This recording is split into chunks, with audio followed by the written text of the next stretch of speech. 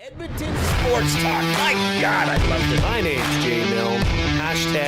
#Luke. Our sports update deliverer, the Coon. I'm Zachary Kubish, and you're up today. You know what, Reid? You might be honest. All right, here's what's going on in the Nest.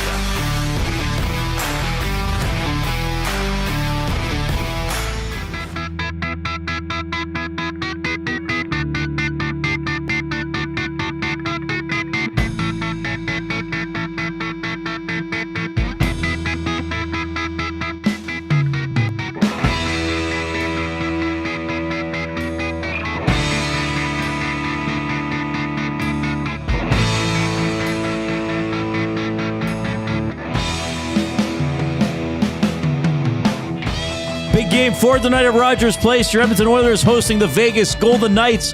The Golden Knights back in the series after their dramatic last-second victory on Saturday night. The Oilers are expected to make some lineup changes. I'm not going to read you the lines from the morning skate or whatever mishmash was made out of them because I don't think they're any indication of what we're going to see tonight. But it appears, though, in terms of who might be in or out, perhaps Kasperi Kapanen coming in, with Victor Arvidsson going out front. That is the speculation anyway. And Troy Stecher in for Ty Emberson on the back end. For the Golden Knights, looks like Mark Stone is good to go. Eichel between Barbashev and Stone. Hurdle between Olofsson and Dorofeyev. Carlson with Howden and Smith. Waugh with Pearson and Kolesar. Hannafin with Pietrangelo. Now Hutton took the morning skate alongside Theodore, but McNabb is expected to play. And Haig with Whitecloud. And of course, Aiden Hill in net. Quick scene set there for the game coming up tonight. We will have the GCL Diesel Oil Stream pregame show at 6. The game, I know on the schedule it says 7:30. Once again, expected to start at 7:50 p.m. Mountain Time as the Oilers with another chance to get the third win of this series and to take nice control of it. The road team, of course, has won every game so far. Along with Jason Milne, I'm Reid Wilkins on Edmonton Sports Talk, your clear choice for Edmonton sports, presented by Play Alberta. Jay, how are you doing? I'm doing well. I mean, I'm feeling good. I wore my good vibes outfit again. We did this game 3 of the Kings series. Wore my good vibes Glue Crew hoodie, my good vibes shoes. So we're set. You have lucky shoes? Everything's good. I do. Well, luck, good. There was a saying when we played football, it was look good, play good. All right? So if I want to, do whatever I can for the vibes of all of our listeners to go up, right? Because everybody seems a little nervous, Reid. Well, why wouldn't you be? Why would you be? You're up 2-1 against the Vegas Knights. You took 2 at home. The Golden Knights have outplayed the Oilers 2 consecutive games. True enough. That's a fair statement. But that's not to say that the Oilers can't turn that around. Well, they can. Here's the thing. I don't think the Oilers generated nearly enough in the offensive zone on Saturday night. I don't think they were in the zone enough. Yeah. And I thought when they were in the zone, they weren't dangerous around the net. And this is why sometimes, I saw somebody during the oil stream going after our good buddy Tom Gazzola because he makes fun of the expected goals stat. Like we all have things that maybe annoy us. And I went on Natural Stat Trick today to see what some of their stats for that game. And it had the Oilers having more high danger scoring chances. Like, that's a load of crap. You cannot tell me that the Oilers had more grade A scoring chances than the Golden Knights in that game. That's a flat out no. Yeah. So this is what's frustrating for me sometimes. And I appreciate that there are definitely a lot of really knowledgeable fans, like really, really knowledgeable fans. And in a market like Edmonton, you may have some people who even played or coach at a very high level. Like, we don't know if there's former NHL players in the chat under a false name. I mean, I know certainly there are people who have played or coached in the WHL or AJ or currently are or high level minor hockey or whatever. So I know there's a lot of stuff out there, and I know there's a lot of information, and I know there are a lot of people who are very intelligent at processing that information and maybe even have to apply it, if they're amateur coaches or whatever. But watching that game, the Edmonton Oilers did not have more grade A scoring chances than the Vegas Golden Knights. It just didn't happen. That's just not true. So this is why sometimes I go to those sites and I'm like, what are they tracking? What are they calling a chance? Like, is it just where it's from on the ice? I mean, to me, it has to be an open shot from a very good spot on the ice for it to be a grade A scoring chance. So I don't agree with that. And then, it's frustrating because it's like, oh, you mainstream media guys are so old-fashioned. Okay, you know what? Stuff that up your pipe. Like, seriously. Oh, you're so old-fashioned, you won't look at the new stuff. No, I look at new stuff all the time. I like learning stuff all the time.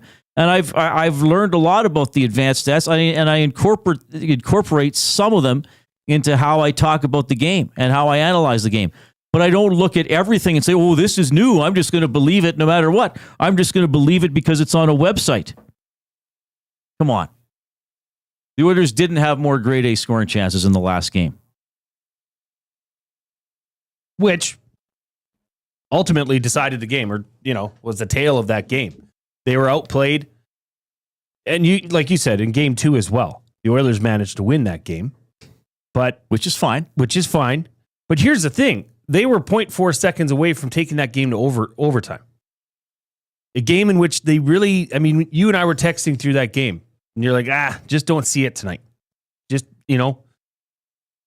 whether it was the level of compete or I think Vegas just took over the game. But they still managed to almost go to overtime with that style of game. Look, here's what's happening, everybody. Here's what's happening. There's a reason I call the Vegas Golden Knights the miserable bastards. Okay? It's not just because of the Pietrangelo slash. And it's not even because of them being dirty, though I do think they can be at times, and the Oilers have some players who can be at times, and we're seeing around the NHL playoffs, it can happen. The Vegas Golden Knights are a miserable, difficult team to play against. You know why? Because it's not just that they have assembled a team of skillful players. They have assembled a team of competitive and intelligent players. And part of their thing is that we will just outlast you. We will play smarter and harder for longer than you can. And that's playing against that would be miserable. And they seem like bastards when you're playing against them because it's like, my God, this guy won't go away. Like, how does he still have that much in the tank? There's never any drop off. And I think that's what the Vegas Golden Knights did in the last game. Now, did they outright dominate the game? No, but I thought they were better than the Edmonton Oilers. And they were more committed, and they were more intelligent, and they were more thorough. And that's part of the reason they made a play with less than 5 seconds left, because they recognized, oh, we got a chance here. Let's go for the Hail Mary. Carlson's like, I can try something 1-on-3. Riley Smith is like, I can just go down the middle of the ice and forget about any defensive responsibilities. And 2-on-4, they got a goal because they stayed in it till the final 5 seconds on the clock, and the Oilers didn't. And that's the Vegas Golden Knights. That is what they have been good at. Yes, they have talented players, of course, and guys that have scored, 30 goals, whatever. Of course, you have to have talent. But this is why, and I know I've called them arrogant, and I stand by that, but I also compliment how they've built their team. They have found competitive people who are very resilient and a little bit angry when they put on hockey equipment. And they just do not go away. They do not go away. So then what does Edmonton need to do? What's the number one thing Edmonton needs to do to get the stranglehold back in this series? They have to find a way to get the puck into the offensive zone and get forechecking. Because to me, they didn't do that enough. And I thought that a lot of the Oilers stuff was one and done. I thought a lot of the Oilers stuff wasn't from dangerous areas of the ice. Now, I'm not saying that the Golden Knights had a lot of dangerous chances either, but I thought they were in the offensive zone more, just cycling the puck, wearing down the Oilers, and the Oilers didn't have anybody who could bust up the cycle, and they just spent a lot of time in their own end as a result. Like, after it was 2-0, in my mind, the Oilers were not threatening in that game. And so you lose. Now, maybe you're right. It was close. They tied it. They got a bounce on the McDavid game-tying goal. You need that. You're putting the puck to the net. Great. Good play. For sure, it was close, but I thought the Vegas Golden Knights were the better team over the balance of that game. Do you think that the Oilers simply lost track of because it just seemed like they expected the buzzer to go sooner than they had thought. And then by the time they were in a bad situation, it was too late. Do you think they lost track of how much time was left? I mean, it just seemed like that was just such a careless play. Like they had given up on the play because they thought the buzzer would go. I mean, I don't know how else to explain that. Yeah, I think they just took it easy. I think they thought, Vegas doesn't have enough time. They're not going to go for it.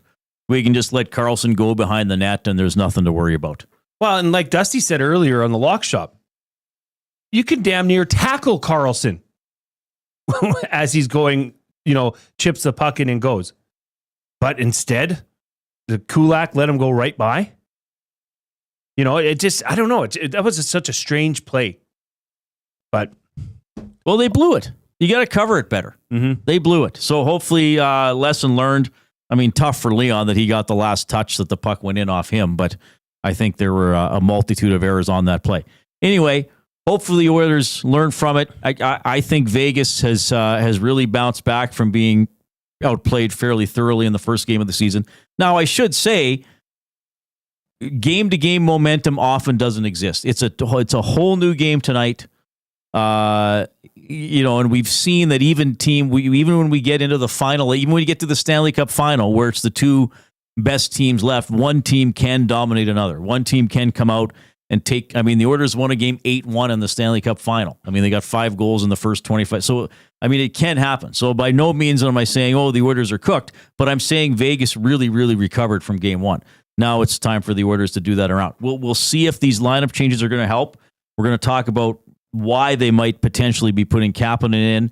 And you're going to hear from Kris Knoblauch. You're going to hear from Connor McDavid. Luke Gazdic is on the show today. He's going to join us in about 23 minutes at about 3:40. Hernan Salas will visit with us a little bit later on. So, again, the GCL Diesel Oil Stream pregame show, that is a 6 o'clock show for the 7:50 game. And Tom Gazzola, once again, live at the Canadian Ice House in Ice District. You going to go down there? I will be there. For the pre I get my post? pregame wings. I'm on after the game for sure with Reeds for Edmonton Garrison Memorial Golf and Curling Club. And if Tom wants to pull me on for a few minutes before the game, we will do that as well. Not going to switch it up from the wings? Nope. Salt and pepper wings? No, it's a safe meal for me. As you know, you gotta eat what's safe. Oh yeah, trust me, I know. I think I'll be sticking with the salt and pepper wings. It is National Limerick Day. Now, limericks have become a part of this program, and we often have people emailing their limericks in to either me or Jay or both. Reid at EdmontonSportsTalk.com, Jay at EdmontonSportsTalk.com. Now, when this started months ago, I was writing a few limericks, or I'd write 1 or 2 limericks a day. So it being National Limerick Day, I thought I got to pull some limericks out of the bag here. Special occasion. So here's my first one today. Tonight, round 2, game 4 at Rogers. Road teams have been comfortable lodgers. Need more happening, maybe from Kapanen? Just be glad they aren't putting in Jeff Odgers. Remember him? Wow. Vaguely? This is good. I know the name. You said that earlier. Yeah. Who did he play for? Jeff Odgers. Did he play for San Jose in Minnesota? I believe he had many more penalty minutes than he had points. Jeff Odgers played for San Jose, Colorado, Boston, and Atlanta. Sorry, he did not play for Minnesota. I got that wrong. 23-64 penalty minutes in 821 regular season games. Yeah, 145 points. He did have a few seasons double-digit goals. He had several seasons triple-digit penalty minutes, as in everyone he played in the NHL. His smallest total, his lowest total of penalty minutes was 94-95, which was only a 48-game season. He had 117. So anyway, it's a good thing they're not putting in Jeff Odgers. He's also 55 years of age. So, he's from the... not that much older than Perry. From the pride of Spy Hill, Saskatchewan. I don't know where Spy Hill, Saskatchewan is. Oh, boy. Neither... Man. Oh, it's right... It's darn near on the border between Saskatchewan and Manitoba. Oh, it's almost a border town. It's pretty much in between 16 and the Trans-Canada Highway. Okay. But near the border. Well, you would know it, Reid. It's straight southeast of Yorkton. Okay. Okay? And directly north of Moosomin. I'm sure it's a beautiful community. It looks wonderful. Does it say the population? Well, it does not. Let's see. The community school closed due to a lack of students. Oh, my goodness. Where are they shipping them? Now they're shipped 27 kilometers to Langenberg. Of course. Oh, wow. Makes sense. Yeah. All right. Anyway, Jeff Odgers, not an option for the Oilers this evening. So, yes, you can email us your limericks on National Limerick Day or whatever else you want. Jay@edmontonsportstalk.com. Reid at edmontonsportstalk.com. If you would like to send us a good old-fashioned text message, the number is 780-218-9999. That is the afternoon inbox presented by River Cree Resort and Casino, home of Tap 25 restaurant, where the entire menu is 50% off 7 days a week. That is from 2 to 5 p.m. If you would like to join the discussion with some of your fellow nasties on YouTube, go onto the YouTube stream and jump into the nasty chat and converse. Post your thoughts and feelings. We may read them on air, but a lot of times people just get talking with each other. If you are on YouTube, make sure you give us a like. Hit that thumbs up button. We've had an excellent streak of getting to over 200 likes for every show, and in some cases over 300. I know what people want. I know a lot of people say they won't do it till they hear it. Click, click, click. Must you click? Please, please click. Must you click? You must click. Thumb, thumb, thumb. All right. So give us the thumbs up on YouTube. The way we've been going, we should be able to surge over 100 probably in the next little while. Let's get to 100 by 3:30. That's 12 minutes. Let's hit get it. right in there with. and get in there and do it. So let's do. We'll start the mystery athlete now, and then we'll do the off-topic topic at 3:20 with your play of the day. Okay, let's do that here. Can I say something? This is the first mystery athlete that I've correctly identified. Oh, I think you've gotten other guys. Well, don't like. I'm not Googling anything. Like, I'm just giving you. You don't have hours to think about it like the listeners. Yeah. So that was interesting. I surprised myself. Yeah, this will be a good one today. You're trying to win a $25 gift card to Hudson's Canada's Pub. Again, you must text your guesses. We do not accept emailed guesses or guesses in the nasty chat. And remember, if you're putting your guesses in the nasty chat, you might be helping other people figure it out. Maximum 3 guesses per person. Jay keeps an eye on that. And you have to have not won in the last 2 weeks. Mystery Athlete of the Game presented by Hudson's Canada's Pub. You're invited down tonight for the Oilers game. Join us Fridays and Saturdays from 9 p.m. for the late night happy hour specials. Food starting at $4, drinks from $3.75. Book your reservation now at hudsonscanadaspub.com. So I'm going to give a series of clues over the course of the show. So you have to decide whether you want to guess early or late, or if you think you got it or you're going to take a chance. The first clue is Rangers. First clue is Rangers. That's it. First clue is Rangers. Rangers. There you go. We're off and running. Matt Hyman says, can we fax in our guesses? No, I don't even know if we have a fax number. Do we? Does anybody use a fax? I think some organizations still need faxes. Why? Maybe because if you need a hard copy, what if you could email it, print it up? Picture. Like when I bought my house a couple of years ago, everything was DocuSign. Like you just drag the mouse with your. Actually, there was a thing where you didn't have to select to do that. It was just like, click here and the computer will give you but I always like dragging my signature out. You don't just go for the auto, like, which, no, I like to know I made the scratchy signature myself. I like to know that it's not me. And then I could always dispute it at a later date. I didn't sign that. That's not my signature. I never would have thought of that. Yeah, but well. you're still clicking to agree to it. How do you know it was me? They send it to your email. How do you know my email wasn't hacked? Well, you don't. That's a good point, Jay. That's it, Reid. You got us all on a technicality. Speculation Jay here. So 780-218-9999 is how you text the River Cree Resort and Casino inbox, and that is how you make your guesses for the Hudson's Canada's Pub Mystery Athlete of the Game. Castor 1990 says medical offices use faxes. My doctor faxes my prescription refills to my pharmacy. So maybe they got to do it for those reasons. Maybe. There must still be fax machines out there. Do you remember when fax paper was that awful, like shiny paper that came in a roll? Yeah. And you could never straighten it out? So annoying. I don't know if I dealt with fax paper enough to know, though. And it would leave a strange smell on your, I think we got faxes at Blockbuster, but I think it would usually be... What would you receive as a fax? I don't know. Maybe like something from the head office? I think maybe sometimes you would get a shipping... manifest or whatever, this box is supposed to have 18 copies of Indecent Proposal and 14 copies of Up Close and Personal, just naming Robert Redford movies. And then maybe it would be smudged, so you might call them and say, hey, can you fax us this to make sure we got this for our inventory and stuff like that. I remember getting the odd fax at Blockbuster and having to send some. You might have to maybe faxing other stores, like, oh, hey, here's a list. Because there wouldn't have been email mid-90s when I was doing that. No. I mean, fax was the thing in the early 2000s for sure.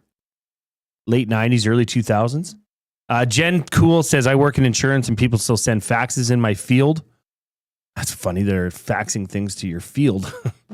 It's annoying, but older people do it mostly because they don't have emails or know how to attach forms. Yeah, which is fine. So I'm sure they still got a purpose. So it's safe to say it's like a matter of 10 to 15 years till fax machines are obsolete. Probably. Or the kids will bring them back. Maybe we should start. Yeah, maybe you and I should start going and collecting them. We should collect old fax machines and then when it pops again, okay, Birkenstocks. When did Birkenstocks become so popular? Like Birkenstocks were popular when I was in high school. Did they ever go out of style? All I know is that every grade 7, 8, 9, 10 girl is wearing Birkenstocks, and if she's not, it's like you're wearing Uggs if you're not wearing Birkenstocks. Who are you to not be wearing Birkenstocks? Do your kids wear them? Well, my oldest wants them, and today she wore shoes to school because it's supposed to rain. She's like, "Oh, Dad, can you put my Birks in my bag?" Like, why don't you just commit to the shoes for the day? Yeah, is it so bad to just go one day without Birks and your high white socks? Is that such a bad thing? Apparently it is. Like Birkenstock, the stock, if Birkenstock has a stock, it would be at an all-time high right now. It must. That's great. The name of our fax store would be Don't Fax With Us. All right. Give us a thumbs up on YouTube. We're back with Jay's Play of the Day for Play Alberta and our off-topic topic for William Huff. We have Luke Gazdic coming up, comments from Knoblauch and McDavid. Edmonton Sports Talk, presented by Play Alberta.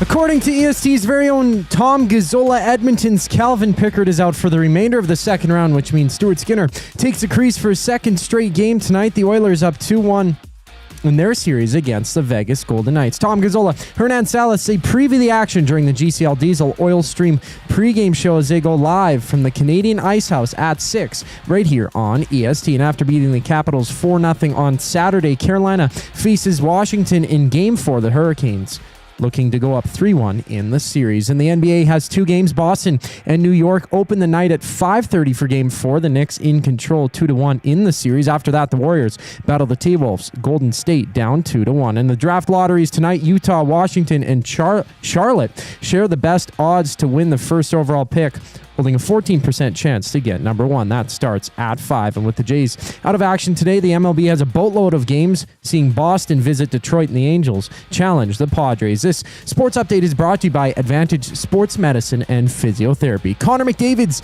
Got a team of specialists and you're stuck with a bag of frozen peas. Get the same locker room approach that's trusted by the best in the game at Advantage Sports Medicine. Call them at 780-460-9977 or visit their website at advantagesportmed.ca to book an appointment today. Jay's Play of the Day and the off-topic topic brings us back on the other side of the break. I'm Zachary Kubish, and you're in the loop. Two guys and a goalie. It's frustrating as a hockey fan in general to see garbage like that be called in the NHL playoffs. That being said, do the Leafs actually look like a different team? I hate to say it, but yeah, they do. They play with pace, speed, discipline. Their defensive structure, they make it difficult to get to the hard areas. Yeah, the Leafs, they're different. Two guys and a goalie, presented by GS Construction. Tuesday and Thursday afternoons at noon, only on Edmonton Sports Talk, your clear choice for Edmonton sports. Spin to win Fridays at the Banquet. Every Friday, spin the wheel for a chance to win big and save on your bill. It's that easy. Spin, win, and save. Don't miss out. Details at thebanquetbar.com. The Banquet. Get real. Play hard. GCL Diesel has been serving oil country since 1972. From diesel cars to SUVs to pickups. From farm tractors to school buses to a big rig. From diesel generators to forklifts, GCL can test, troubleshoot, and repair all diesel fuel system components. Whether it's injectors, pumps, turbos, filters, or additive, GCL has the parts you need to keep your diesel running the way it should. For genuine diesel parts at wholesale prices, visit GCL Diesel in the West End or online at GCLDiesel.com. GCL Diesel. Diesel understood. Hey Edmonton, ready to take advantage of lower rates and better pricing? South Fort Chevrolet in Fort Saskatchewan has you covered. From rugged trucks to sleek SUVs. And with over 40 years in business, you can trust that you're getting the best deal on your new ride. As the proud title sponsor of the Nielsen Show, EST listeners can drive a little to save a lot with South Fort Chevrolet's transparent pricing and down-to-earth sales team. Visit us today in Fort Saskatchewan or online at southfortchev.com. Time out, Edmonton. The new Play Alberta app has arrived, and it's here to make your gambling experiences more fun, exciting, and secure. Enjoy the convenience of hundreds of casino games, betting live on your favorite sports teams, and access to lotteries all in one place, anywhere in Alberta. Enter code YEG50 to receive a $50 free bet when you make a $5 minimum deposit. That's a $50 free bet for new and existing users using code YEG50. Remember, if you gamble, use your game sense. Keep your team jersey and rally towel close by and help bring the championship home.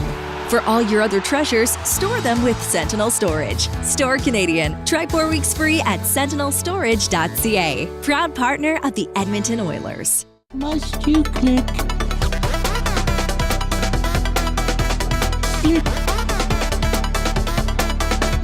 Thumb. Must you click? Thumb, thumb, thumb. All right. The thumb remix is put together by Zachary Kubish. We need 24 thumbs in the next 3 minutes, and we'll have 100 thumbs in the first hour of the show. Very achievable. Get in there and click it right now. Share the show link with others and say, check these guys out. Edmonton Sports Talk is a great station, and give them the thumbs up as well. If for some reason you have not subscribed to Edmonton Sports Talk on YouTube, do that as well. We're now over 12,100 subscribers. And of course, you can get us on the audio streams, the apps, iHeartRadio, TuneIn Radio. You can just go to edmontonsportstalk.com and check us out there as well. A lot of ways to get the station live. And if you want to listen after the fact, maybe you can't always get something live, or you want to go back and catch something you missed or hear it again, sign up for the podcast wherever you get your podcasts. I know there are dozens of podcast providers.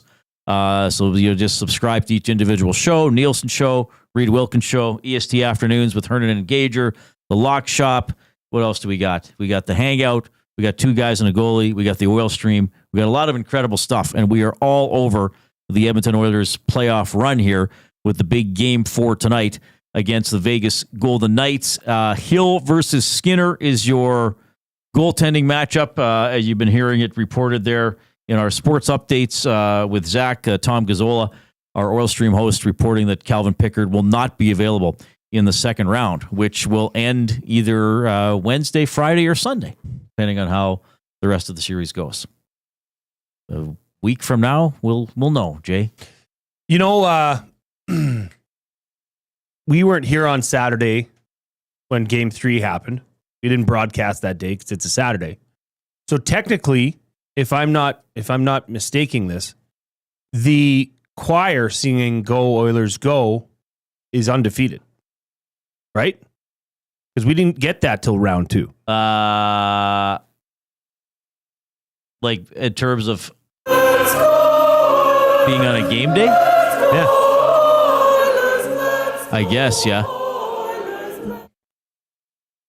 Just saying. Did we play it on Friday? I can't remember. I don't know, but it wasn't a game day. No, true. I mean, let's just dig into this, Reid. Well, why not? Why not? Looking for anything we can get. All right, few things to get to here. Luke Gazdic, by the way, coming up in about 10 minutes. So I got a gift today, and I believe there were other things brought by for the office as well. A listener named Neil, I didn't get to meet Neil, brought me some 3D printed coasters. If you're on YouTube, you'll be able to see them. But I can tell you what they say. They say the Bookbinder of Alberta, and they have a book, a picture, a graphic of a book on them. They're pretty simple, black and white, but they are actual usable coasters. And he brought some other ones for the office as well. I think there's like 7 or 8 different varieties. Very good. So thank you, Neil. That's pretty cool. So this leads us into our off-topic topic for William Huff. Since 1952, William Huff has provided industry-leading advertising solutions for thousands of valued clients. Their unparalleled customer service, combined with decades of industry expertise and a desire to make every job the very best it can be, is what they call the William Huff Advantage. Visit their website at williamhuff.com or give them a shout at 780-454-4536. Tell us about we want to know, are people using 3D printers? Do you have a 3D printer? I know the Edmonton Public Library has one, at least downtown. How do you print stuff on a 3D printer, or have you printed stuff on a 3D printer? What have you printed? How well does it stand up? How sturdy is it? Tell us about your 3D printing experience if you have one, because we don't have one. Well, have you ever seen one? From afar and pictures, but not really in detail. I saw one at a sign shop. I went to get a sign. This is for my old life or my old career. And he had one. And he was making these little like dragons. Like a figurine. And it moved around. Like, it was crazy. Yeah. And all he had was these spools of wire that would feed into this element that would heat it and draw it. It was nuts. Yeah, because it's plastic, basically, right? Isn't it? It's plastic. Or I don't know exactly what material it is. I bet you we're going to find out. I think we're going to find out a lot. Like, I wonder have you seen they have pens now that are like 3D? No. You can use a pen and create something 3D. Really? Yeah. How? Like a pyramid. You just draw it. You press, and and stuff comes out. Yeah, stuff. Not ink. I don't know. Plastic. So we tell us about your 3D printing experience. I'm surprised they haven't made them switch to paper. Yeah, good point. Right? I mean, what are we doing here? So anyway, Neil brought those things, brought the coasters by, and they're pretty cool. That's a very thoughtful gift. I'll give them to the bookbinder when I see him a little bit later on. Maybe we can get him on for a little bit of reaction. Bronco Nick, why is Reid sad in the picture? I'm always sad. Well, Bronco Nick, that's not Reid being sad. That's just Reid's face. Yeah, I never really smile or this express is the any happiest joy. you get to see this man. Yeah, when he's live in front of you, right? Yeah, I'm not sure. That's a compliment. Could you put the picture up again, Coop? If you're on YouTube, you'll be able to see them. They're very nice coasters. Yeah, that's a happy Reid. Yeah, I'm just showing the coaster. I'm not sure what else I was supposed to do. It was a picture for demonstration, not for emotion. All right, it is time for Jay's Play of the Day, presented by Play Alberta. Gaming made easy. Anytime, anywhere with Play Alberta. You've got a full casino experience right at your fingertips. Play from your phone, tablet, or computer. Whenever works for you, download the Play Alberta app today and get started with a $100 casino bonus. Just deposit $20 with the promo code 100casino. Play smart, play local, and remember to use your game sense. Matt Hyman says, resting bookbinder face. Yeah, exactly. Okay. Goals, goals, goals, and more goals. That is the theme for Jay's Play of the Day. The over-under is 6.5 for this game. I took it to the limit. I took it one higher. So I'm saying Oilers, Vegas Golden Knights over 7.5 goals. Plus 155. Okay. It was 140 earlier. It doesn't say boosted on it, but it seems as though it is. So that's my play of the day. I think if the Oilers... Look, I think this is going to be a faster game tonight. I think this is going to be action-packed. Speed, goals. Those go hand in hand, right, Reid? Speed and goals? They can't. Yeah, they do. Yeah, they were going over. And you know me. Well, if you don't, you're about to find out over the course of the next while here. I'm never really going to take an under. I'm not an unders guy. If it's going one way, it's going over. So go over 7.5. That is over at Play Alberta. Click on EST specials, which is on the left side, and you'll see Dusty's play of the day, the Lock Shop partner parlay, which Dusty and I did earlier, and then Jay's play of the day. So if you want to ride with Jay, over 7.5 goals. And don't forget, if you haven't already, deposit 20 or more for a free $100 free bet on sports. This is for new and existing players using the promo code 100sports. Or if you want to deposit $5, you get a $50 free bet using the code YEG50. All right. A lot of great promotions. Yes, Edmonton Sports Talk presented by Play Alberta. So Jay's play of the day. We'll recap to that a little bit later on, right? Sure. Yeah. And I wanted to just quickly give a shout out here this was from a listener, Damian Cunningham. He sent this in. This is the St. Albert Rams U13 boys and girls lacrosse team. They were at the Lakeland Lacrosse Annual Ice Melter in Bonnyville, and they did great. They won the bronze medal in sudden death overtime with a goal by Callum Cunningham. I'm sure that's his son. So there you go. There's the U13 boys and girls lacrosse team. Round of clicks. You guys rock. Who's the mascot? That, it's not affiliated with the team. I mean, they're all wearing yellow, but that, whatever that dragon-looking thing is called the Heat. And they're the Rams. Oh, wow. Okay. So maybe that's Bonnyville's lacrosse team is the Bonnyville Heat. Oh, maybe. What a name. Oh, yeah, it is different. I'm seeing that now. Oh, okay. That's a good-looking mascot. That is a nice mascot. Very identifiable as a really dragon. Good mascot. I'd consider wearing that mascot outfit. Would you? I wouldn't do it, but I would consider it. In the end, I would say no, but I'd consider it. Keep clicking that thumbs up on YouTube. We're already over 100. We want to get well over 200 today. So get in there and click away. We also have, what else were we doing here? Did that. Oh, I got to do a limerick. Oh. From Jeff in YYZ. Leon and his big pancake flipper became a mistaken puck tipper. Game 4 pressure stakes. Oilers catch a few breaks, and fans go home feeling more chipper. Well Jeff done. and YYZ. Clever way to recap the end of Game 3 and predict a victory in Game 4. That was pretty good. We got other limericks coming in. I think we might have a first-time limerick. Really? That we'll get. Well, it's National Limerick Day, so people might as well take a stab at it. Can we say this? We're not going to be as critical today because it's National Limerick Day. Speak for yourself, Jay. Okay, I'm not going to be as critical. Reid, it's up to him. So if you want to send those in, first-time limerick writers, please. I'm going to put together a limerick in the break.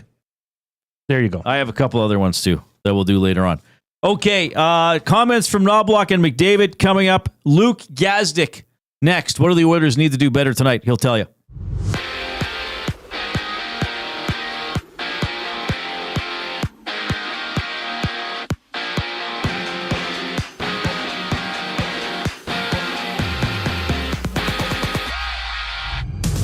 Game 4, Oilers Golden Knights from Edmonton. Stuart Skinner gets a start for Edmonton as Calvin Pickard is set to miss the rest of the second round, according to EST's very own Tom Gazzola. Join Gazzola live at the Canadian Ice House as he has the GCL Diesel Oil Stream pregame show alongside Hernan Salas. Tune in right here on EST with coverage starting at 6. And in Carolina, the Caps and Canes go head-to-head in Game 4 of their series. Washington looks to tie up the series at 2 apiece. And on the court, Golden State hosts Minnesota Minnesota in Game 4. The T-Wolves up 2-1 in the series with Boston and New York, kicking things off at 5:30 with Boston down 2-1. And at 5, the draft lottery begins with the Jazz, Hornets, and Wizards sharing the top odds for first overall. The Raptors with the seventh best odds, 7.5% chance to get number 1. MLB action has the Cards and Phillies meeting. The Marlins taking on the Cubs while the Rockies battle the Rangers. Tomorrow, the Jays get back in action with their series opener against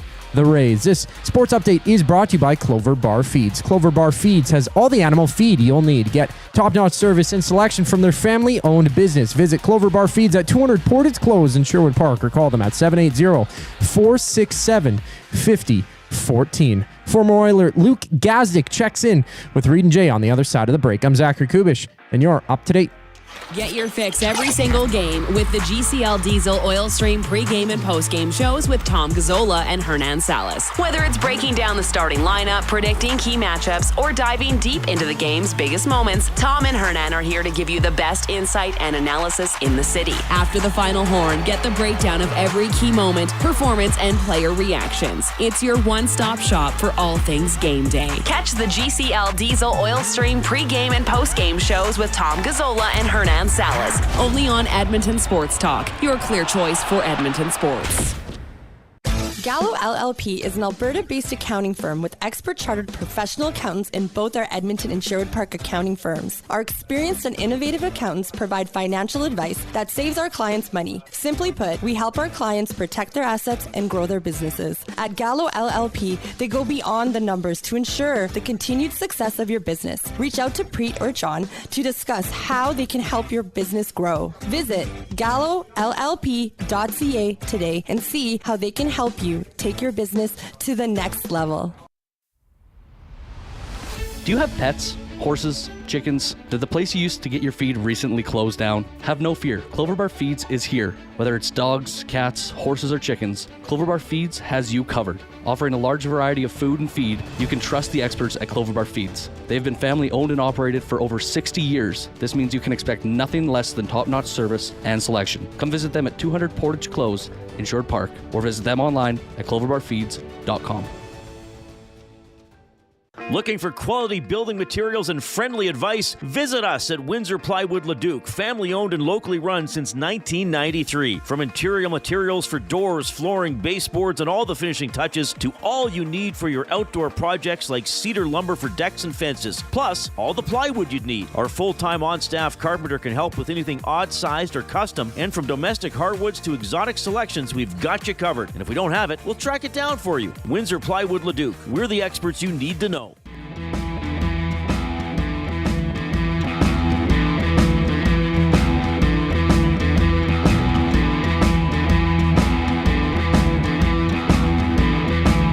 Hope you're having a great afternoon. Game tonight, official face-off, 7:50 puck drop. Oilers against the Golden Knights.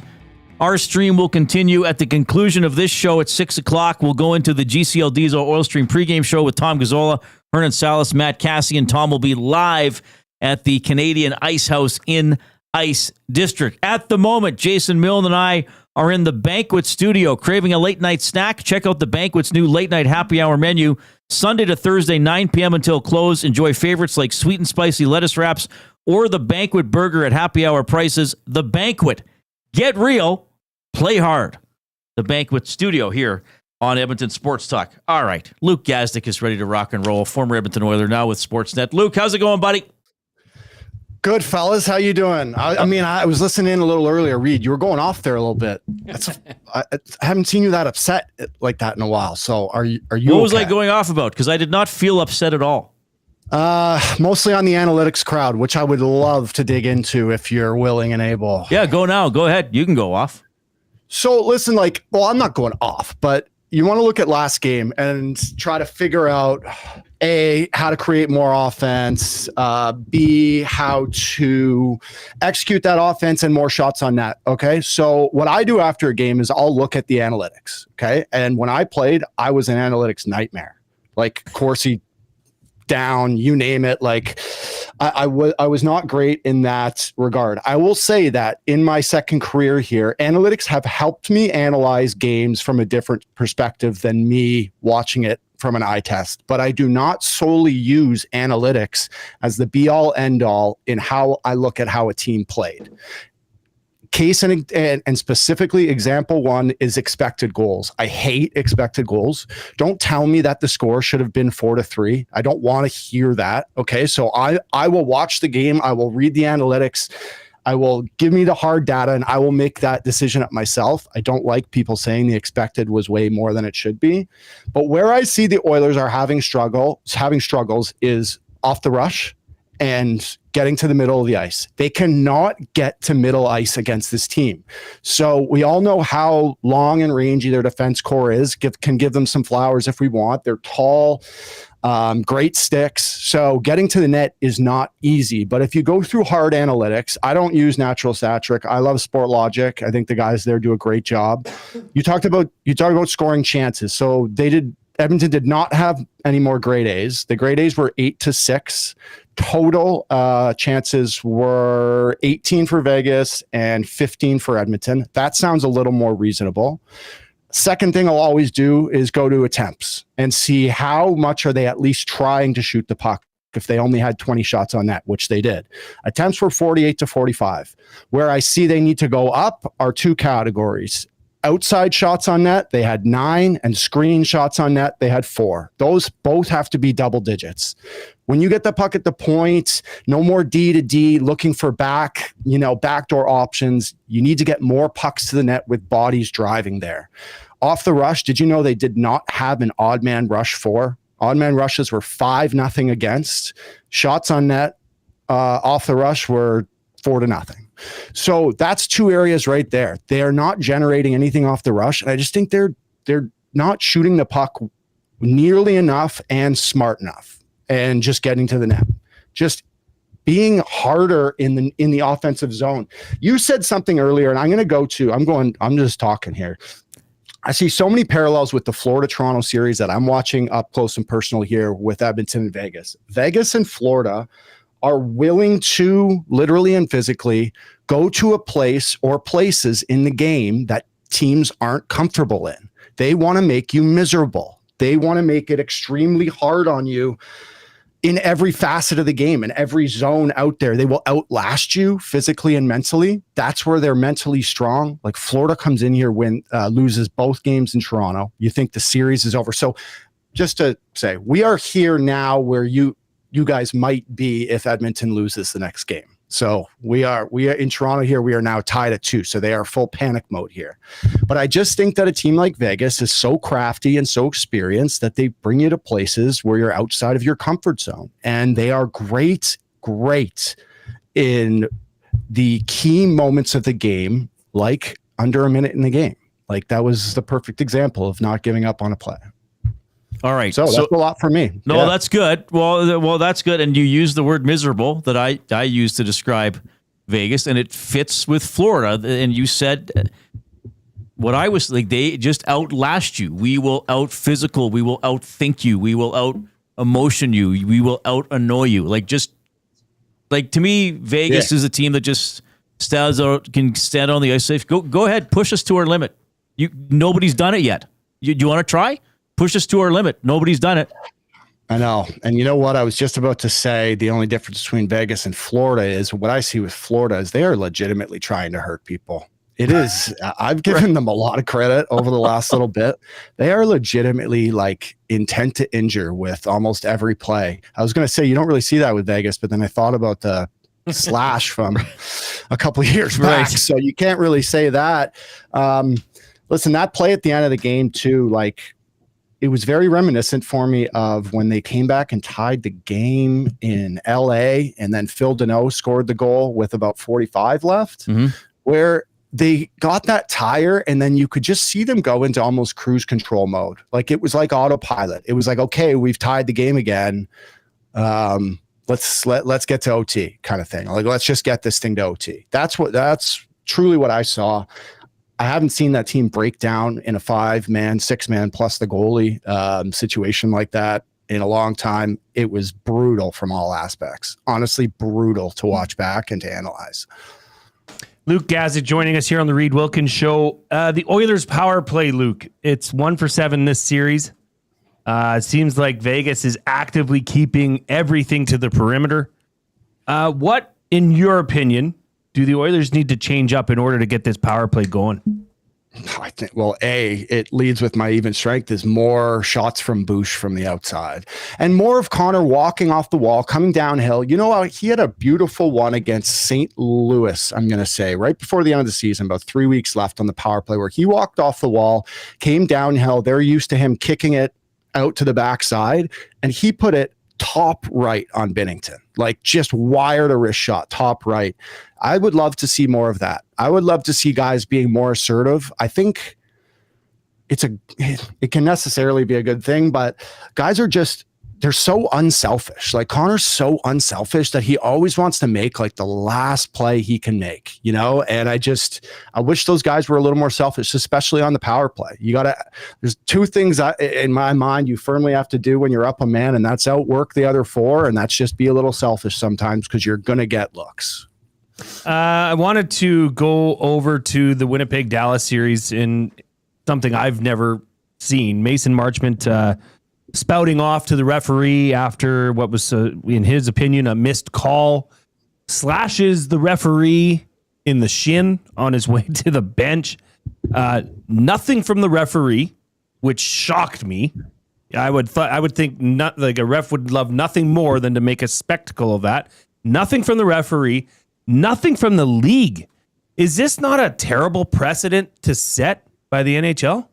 I was just hoping you said the word precedent. I was like, this is a crazy precedent to set, to leave it up to the official, because that's what happened. They asked Graham, well, what do you think? And he said, I'm good. I like it. Nothing from me, he basically said. And that's why there was nothing, because they went straight to him, and he is the ultimate decider there. But what precedent are you starting there? And I don't know. It's like maybe he gave him a pass and expects something in return from him and the Stars forwards for the rest of the series. Like, I don't know. If I was a Jet player, or on the Jets bench, I obviously wouldn't love it. I don't know the precedent it sets, and I just think it's a crazy thing to just be able to hand a ref in the shin and get away with it. What, because I was looking, and Jay and I printed it up, and we are going to talk more about this play a little bit later on, but there are 2 or 3 pages in the rule book about abuse of officials, and one of them, to simplify it, is basically like, you know, when a linesman's breaking up a fight, you know, you're not supposed to do anything to the lines, but you do see sometimes where it looks like a player in a fight almost might be trying to push the linesman away. And usually players aren't punished in that situation because they recognize how furious it can be. But what's that moment where you're in a fight and you realize, okay, we're actually done. Like, I got to respect what the linesman is doing here. Great question. Honestly, I always knew when it was done. You could tell it was usually because my punches came from right field. Like I winded up from the hip, from the ankle, basically. Nothing was from the inside for me. So as soon as I was holding you all the way out here with a bit of reach, I tried to make it actively as easy as I could for linesmen to get in there. To be honest, I had so much reach that I was usually holding someone out. And if we got in tight, man, one thing I do pride myself in with my scraps was my stamina, and I'd love to go for a long time. I never wanted anyone to get out of there clean and free and easy. Like the fight was, I know this might sound scary, but the fight was over when I kind of said it was over, you know? And I think that's the way I wanted it to be. Like either the fight was ending with my opponent going down or me just running out of gas. Like that was a win for me either way. So I tried, whenever I was starting to run out of gas, just try to keep my opponent at bay so that I wasn't coming through with a haymaker while one of the lineys were coming in. No, do they say, never hit one too? Do the linesmen say though, like, will they say something like, "Kate coming in," or "Kate, you guys good"? Like, is there, always you guys good? Always you guys, hey boys, are we good? Are we good? Are we done? Are we good? And as soon as I heard or saw that, like I was out of it. Linesmen are the coolest guys. Like you have off and on relationships with referees. I think just because of the way they call the game is just game to game. stuff can happen, but linesmen to me were always cool. I always had good relationships with most of them. Like guys would come over and ask me in the box, like what I saw in that scrap too. They'd be like, great scrap there. Like, hey, when you got him with your left, what happened there? Like I've been having convos with these guys as we're going. So they were all class. And listen, I'm not taking a shot at the reffing, but the reffing this playoffs, boys, has been wildly inconsistent. Yeah, I'll leave it at that. It's just been bad across from series to series, yes, and from game to game. It is impossible to tell what will be called and what won't. Like there was this Toronto series is crazy. There was the worst one of the playoffs that I saw so far was a Max Domi cross-check on Brad Marchand. It was in game 1, and he just gave him like a little wrap, and he gave him 2. It's just been crazily inconsistent for me. Well, I agree. And Jay and I have talked about that going back to early in the playoffs. Calls for and against the Oilers early in the LA series. Gallagher getting cross-checked in the mouth. Nothing happening. Clearly the Golden Knights are rightfully upset about Arvidsson tripping McNabb. I mean, it looked worse than it was because of the way he fell on the boards. But he's still tripping. Like probably a penalty. Yeah, it's still a penalty. Probably, right? Yeah. But I don't know how it's fixable. Well, maybe it's like, to me, it's just call the rule book. Like, just call the really bad stuff. That's what I'm seeing. Like we have the benefit of watching things back in replay on like 50 times slow over and over again to see calls. I understand it happens extremely fast, but I see way more game management happening than calling the actual game. And I respect it. I respect what you're trying to do, but there is a serious understaffing for refs. A lot of the older refs of the generation have moved on. They propelled a lot of guys from the American League that were there when I was there. They fast-track ex-players, like they really want ex-players playing. So I'm not saying it's not in a good state. I just think that there's a lot more refs trying to manage the game a little bit. Like, I didn't see that called the other night in X game, so I'm not going to call it here. But right.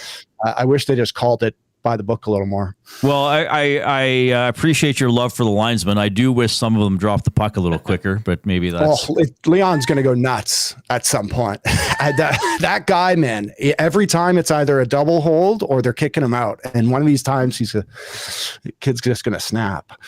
All right, Luke, this was wonderful. Incredible perspective. Enjoy the game tonight. When are you back on TV? Game 5, Oilers, baby. I'll be on tomorrow. I'll be on Wednesday night for Game 5 of the Oil. Yeah. Okay. Yeah.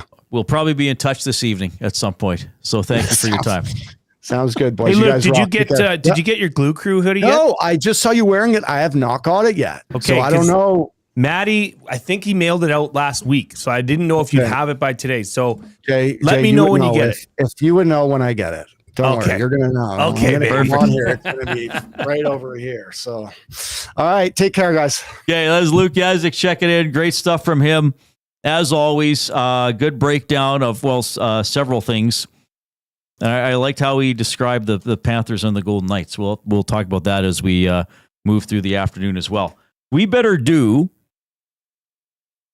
second clue? Oh, I thought you were going to say we better do clue number 2. Oh, I could have done that. I'm not nearly clever enough for that, though. Well, I disagree. Second clue in our Hudson's Canada's Pub Mystery Athlete of the Game. You must text your guesses. The only way to win is by texting the River Cree Resort and Casino inbox, 780-218-9999. Clue number 2 is Jets. First clue, Rangers. Second clue, Jets. See if we can get a winner.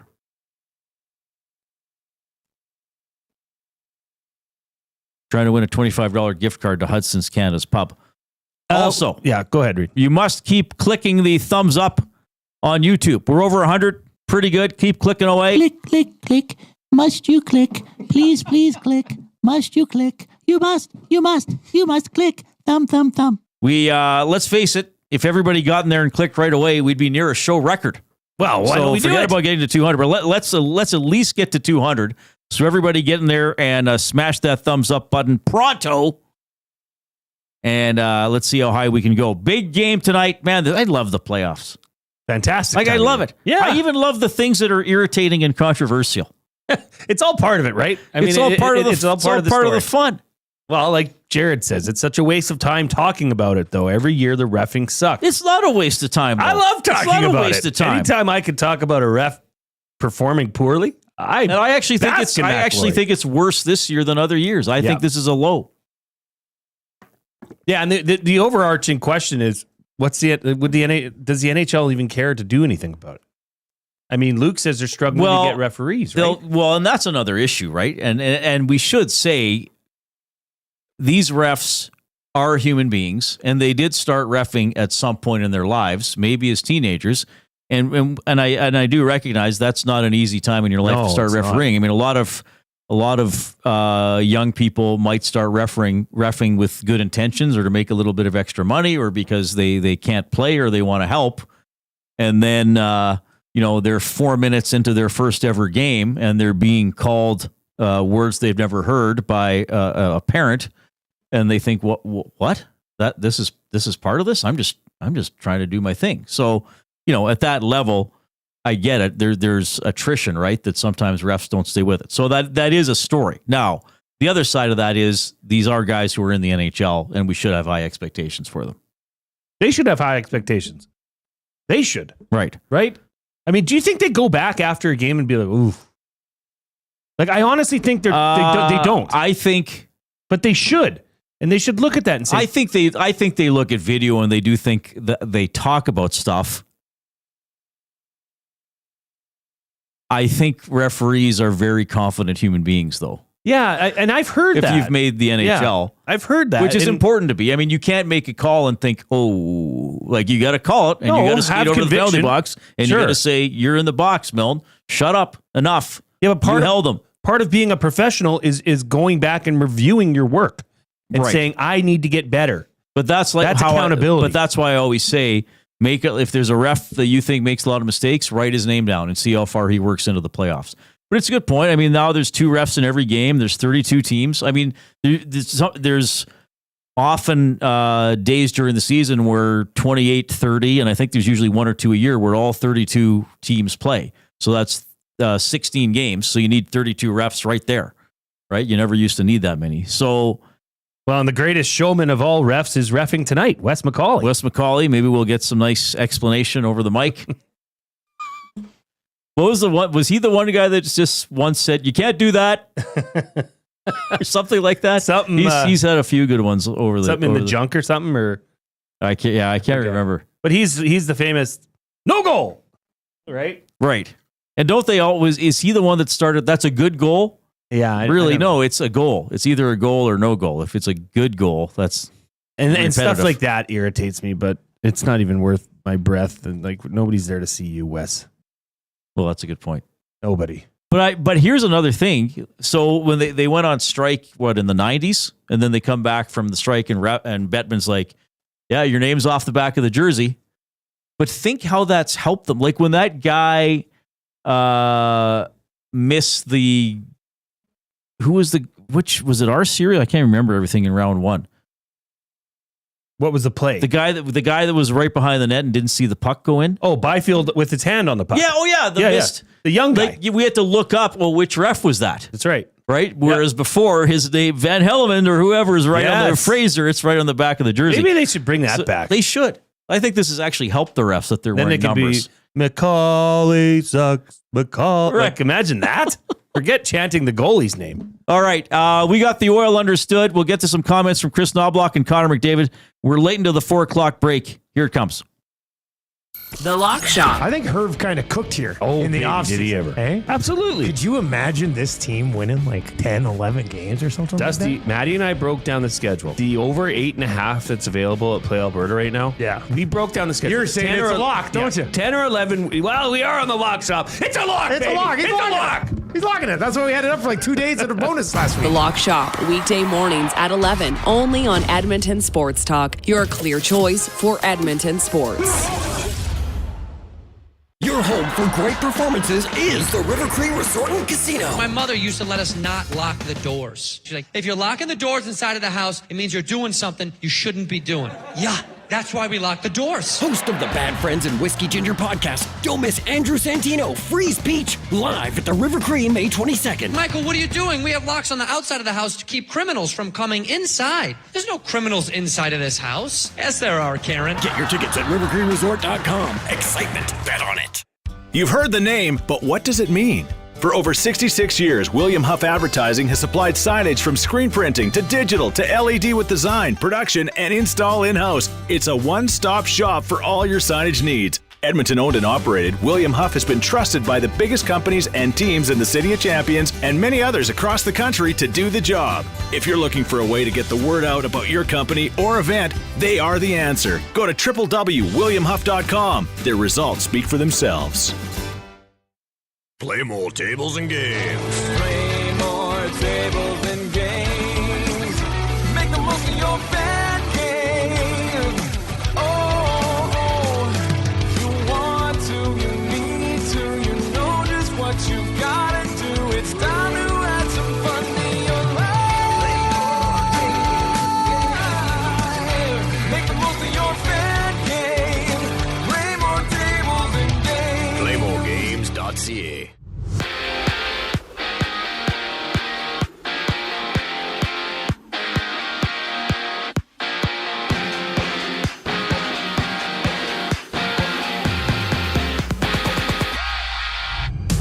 The Oilers hit the ice in Game 4 against the Golden Knights. Edmonton up 2-1 in the series. It's Stuart Skinner taking the crease for the Oilers in his second straight game. Calvin Pickard is out for the remainder of the series, according to our very own Tom Gazzola. Catch the GCL Diesel Oil Stream pregame show live on location at the Canadian Ice House. Tom Gazzola and Hernan Salas get you set for the action right here on EST. Tune in with coverage starting at 6 o'clock.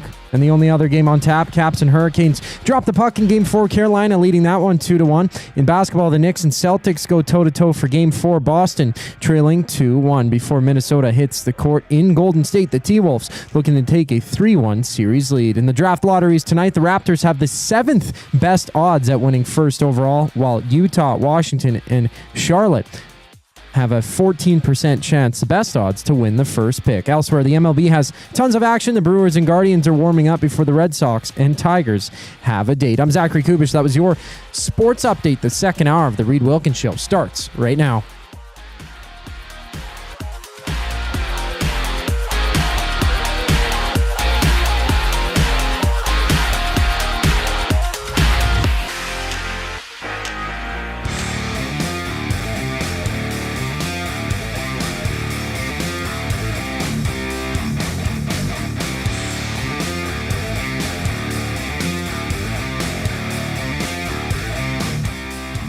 Okay, hope you're having a great afternoon. We are taking you right up until game time here on Edmonton Sports Talk. Jay and I are with you until 6. Then we hand the stream over to Tom Gazzola, Hernan Salas, and others for the GCL Diesel Oil Stream pregame show. They'll go to 7:30. The puck is going to drop at 7:50 at Rogers Place with the Oilers leading the best of 7, 2-1. Keep driving up the thumbs up total, the likes on YouTube.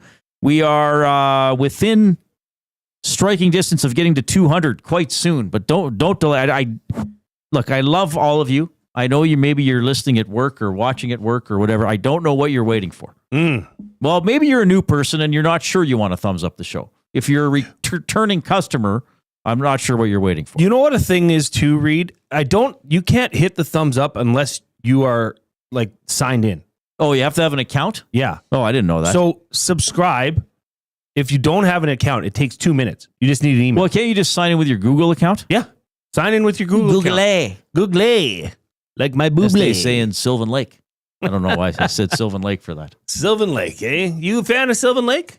You like visiting Sylvan I haven't Lake? been to Sylvan Lake forever. Yeah, they used to have, we used to go there all the time. They had a really good ice cream shop. Oh, neat. Moose or cow. What is it? Moo cows? 2 scoops or moose? Dairies? Nope. The Moo. The Big Moo. The Big Moo. Oh, the Big Moo. The Big Moo. Oh, that's pretty cool. Yeah, great. And they used to have that water park. Oh, what was it called?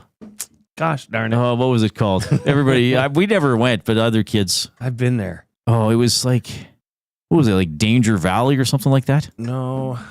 Now I got to look it up. What was the Sylvan Lake water park? Because they had a bunch of water Wasn't slides. it Wild Rapids? Is that what it was? Was that the one by Sylvan Lake? Wild Rapids, Wild Slide Park. Okay. Closed in 2016. Well, that's because all the kids that liked water parks aged out. But like that's such a beautiful lake resort town thing to have a water park right on the lake. It's fantastic. Yeah, that's pretty cool. It is also National Limerick Day. We have a limerick here from Hersey. I'm not sure. I know Hersey contributes text and emails, but I don't know if Hersey has ever written a limerick. Wrote in a limerick. God, the grammar is horrible on this show sometimes. Well, at least you and I know when we have bad grammar and quickly correct it. We do. Yes. I saw somebody in the nasty chat earlier on EST Afternoons correct their grammar. Oh, really? It was really nice. Yeah. Oh, that's cool. Okay, here it is from Hersey. Then I have more emails as well. Reid at EdmontonSportsTalk.com. In Game 4, the Oilers were set. Kapanen in, Skinner's reset. With saves in the flow, they put on a show, and Vegas just couldn't get. So Hersey writing a recap of Game 4 before it's happened. Oh. Optimistically thinking that the Oilers are going to get it done tonight. They might. And just a reminder, it is National Limerick Day. So the limericks are coming hot and heavy here. Really? No, but they should be. I've done some. I'll do my second one. Okay. Marchment put his stick on an official. Mean-spirited or just superficial? Check the rule book. The player should cook, but the league thinks its own standards are artificial. Well done. You're good. Well, I like writing stuff. You're a good writer. I just sit around and think about silly stuff all day long. Well, that's really the job. What was the water slide out at Winterburn? They used to have water slides. I don't know. I'm not a water slide person. No? Like how many water slides are there in Alberta? How many are done? I don't know. I think there's like a natural water slide somewhere in central Alberta. Well, that's called a waterfall. Well, but it's not natural. I think it's like, I don't know. Somebody will tell us. Oh, yeah. People know. All right. What do we want to do here? Oh, let's do Well Understood. Well, did you want to have any limericks you wanted to read? No, I want to get Coob back here. He went to go make something Coob just left. He's just gone. He just leaves. Well, he's not a fan of the show. That's true. He never gives a thumbs up. Yeah. No, he would not be giving us a thumbs up. Time for the Well Understood, presented by GCL Diesel, providers of the best diesel engine components around. From turbochargers to injectors, fuel pumps to sensors, they are the critical engine component experts. Proud to serve Edmonton and Northern Alberta for over 50 years and now a partner of Edmonton Sports Talk and the Reid Wilkins Show. GCL Diesel.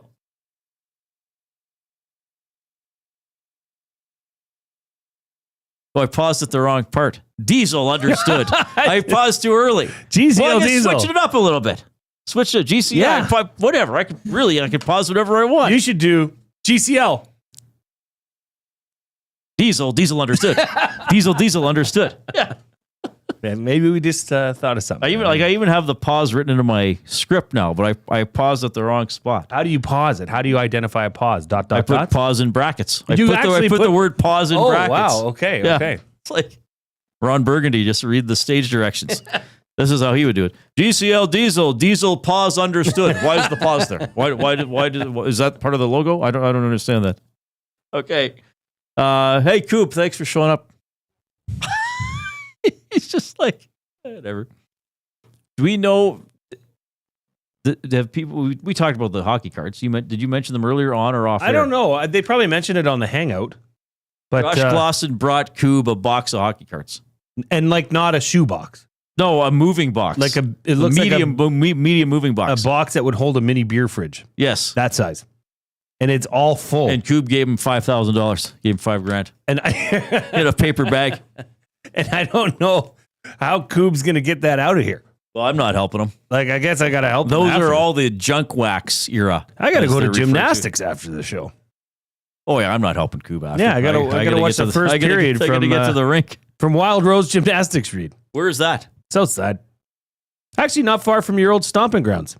Oh, really? Just down Roper Road. Oh, to the east there. Yeah. Yeah, okay. I know kind of where you're talking about. All right, Oilers taking on the Golden Knights. Based on the morning skate, It looks like Troy Stetcher might be in for Ty Emberson, and it looks like Kasperi Kapanen might be in for Victor Arvidsson. No, we don't know for sure. Knoblauch just says that there will be lineup changes. I think we have got guys who aren't playing right now that have a lot to offer. Whether we need a little more speed, physicality, defensive responsibilities, or offense, whatever it is, I think we've got some guys that haven't been playing that can come in and give us a little boost. And we'll be making one, maybe two changes, and hopefully that'll give our team a boost. All right. So if Kasperi Kapanen plays, I completely understand any Oilers fan who would say, why the hell is Kasperi Kapanen playing? I completely get that. If I had to speculate, I would say they're just looking at his speed. Sure. And hoping maybe something offensively comes out of that, or at least it leads to some forechecking or some pressure on the Vegas defense. Now, look, everybody, I'm not saying that's going to happen. Okay, I feel like I got to be clear in this situation. I'm not selling Kasperi Kapanen as the savior of the series. I'm saying if you're asking me to think what the coaching staff is thinking, I would say that's probably it. He can skate fast. He does have some offensive ability, which we saw in glimpses during the regular season. Not nearly enough. He turned the puck over way too much. Yeah. But he can skate. Just dump the puck in. Right. So if Dump and chase. if they're looking for that element, I guess that's why they would put him in. Somebody said earlier that the Kasperi Kapanen goal is plus 900 something. Maybe worth taking. Yes. Maybe. Who knows? I get it. I mean, I just... I don't know. Is it just that, they didn't win? They haven't been playing well the last two games. Something's got to change. Well, yeah, Knoblauch has proven that he will make changes. He doesn't stand pat, like it or not. Well, and let's be reminded, Reid, that we've talked about it on this show, that the changes that he makes usually in some way or form work out. Right. Whether it's short-term or long-term. So if that is the case, I think you just got to trust the head coach, trust the person that's closest to this team, that's closest to the situation, that knows what they need. And it would be a size and speed adjustment in the Oilers' favor. So, I mean, they got to get the puck through the neutral zone. Luke explained, and we've talked about what Vegas is doing. They clog up the middle of the ice. They got length. They got resilience. They got brains. And I think the Oilers want to play a faster game. And like I said earlier, even playoff games between two great teams can be lopsided. One team can get their forecheck going and wear down the other team and not give them any chance to attack. So we'll see about Kapanen. We'll see how much he plays and what he can actually bring. Here's another question for you. Now, I'm not going to spend too much time because even the line combinations at the morning skate were a little all over the place. Would you split up Leon and Connor? Yes. To get Leon going? To get Leon going. When have we ever said that before? It doesn't sound correct coming out of my mouth, but yes, Leon's got to drive that line and get him going. That was one of the things I was going to bring up at buying or selling, but we can just get into it right now. Or no, buying or selling is next, so I'll get into it. But I did want to bring that up to you. But yeah, I absolutely see him. I mean, maybe that gets Nuge going too. I don't know. Right? Because Nuge would be on his wing, most likely. Yeah, I mean, Kane and Hyman have looked good together, which as wingers. But they may switch it up for the start of the game just to see, or to give Vegas a different look. Maybe give Vegas something else to think about. I don't know. But Draisaitl, take the final second of the game out. That was still a very poor game by Draisaitl standards. Sure. And he'd be the first one to admit that. And usually when he does that, look out next game. Because it's a pissed off man on a mission. Well, that's the hopeful thing, and we've said this over the years, that sometimes you don't mind seeing Leon a little irritated because he might play a little better. Yep. And I'm sure, like he said, he turned over the puck on the first goal, which was the goal with the change. He wasn't the only guy guilty of not changing prudently, but he was certainly involved in it. And then I'm sure he doesn't feel great about the last play of the game, even though there were plenty of other things that went wrong. But it's funny, even though he's gotten 2 overtime goals in the playoffs, and him and Connor combined for the overtime goal in Game 2 of this series, I still feel as if, and I know McDavid has a ton of points, but I still feel as if have those guys asserted themselves to the level you would like, especially given that for the most part, lines 2, 3, and 4 have all been at least okay, and at times very good. Or am I giving those guys too much credit? No, not at all. And that's what needs to go. That's what needs to get going here, right?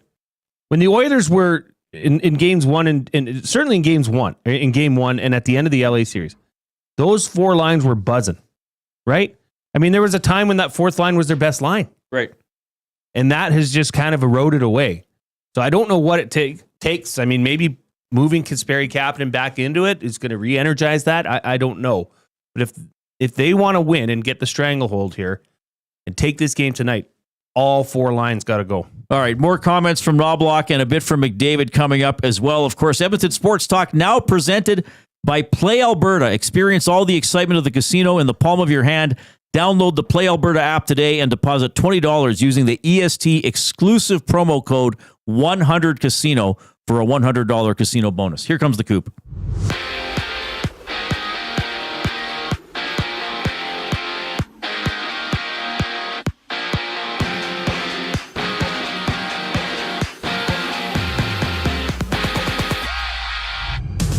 EST's Tom Gazzola has reported that Edmonton's Calvin Pickard will miss the remainder of the second round.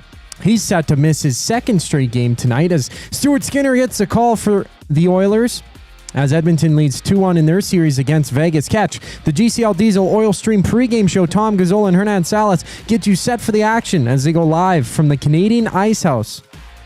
Tune in at 6 right here on EST. And just one other game on tap. Washington hosts Carolina with the Caps looking to go up 3-1 in their series. And down south, there's 2 Game 4s in the association. Boston and New York tip off at 5:30, with the Celtics having the chance to tie the series at 2. Then it's the Warriors and Timberwolves hitting the court with Minnesota leading 2-1. And with the draft tonight, Toronto has a 7.5% chance to win first overall. 3 other teams share the best odds at first overall, having Utah, Washington, and Charlotte holding a 14% chance to pick number 1. Elsewhere, the Brewers and Guardians are underway in the first inning. That one's locked at 0s. Meanwhile, the Red Sox and Tigers are warming up. This sports update is brought to you by Paramount Flooring, proudly serving Edmonton and area for over 30 years. Their West End showroom is open 7 days a week. You can also shop online at ParamountFlooring.ca.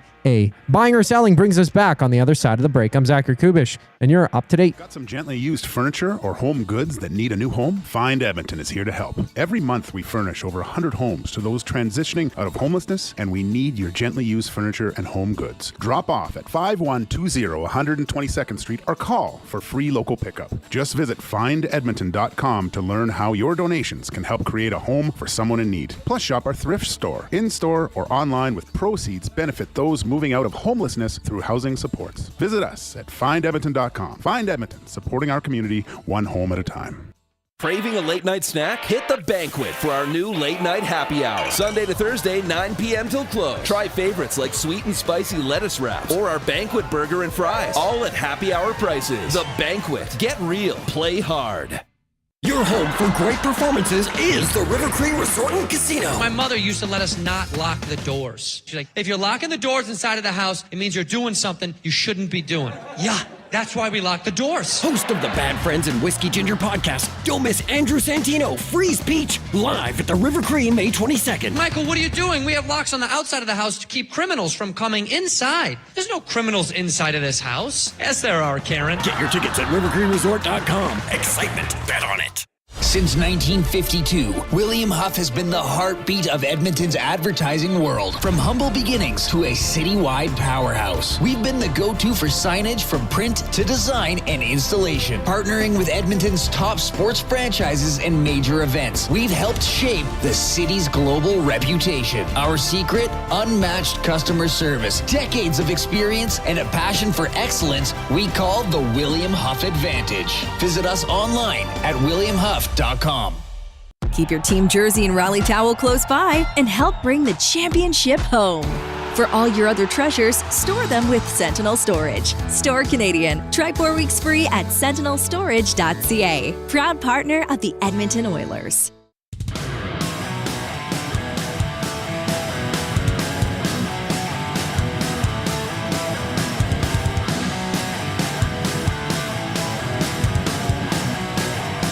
All right, thanks for tuning in this afternoon. Oilers Golden Knights, 7:50 Mountain Time face-off at Rogers Place as the Oilers try to go up 3-1 in the best-of-7 series. What else do we got today? We got that Carolina-Washington series?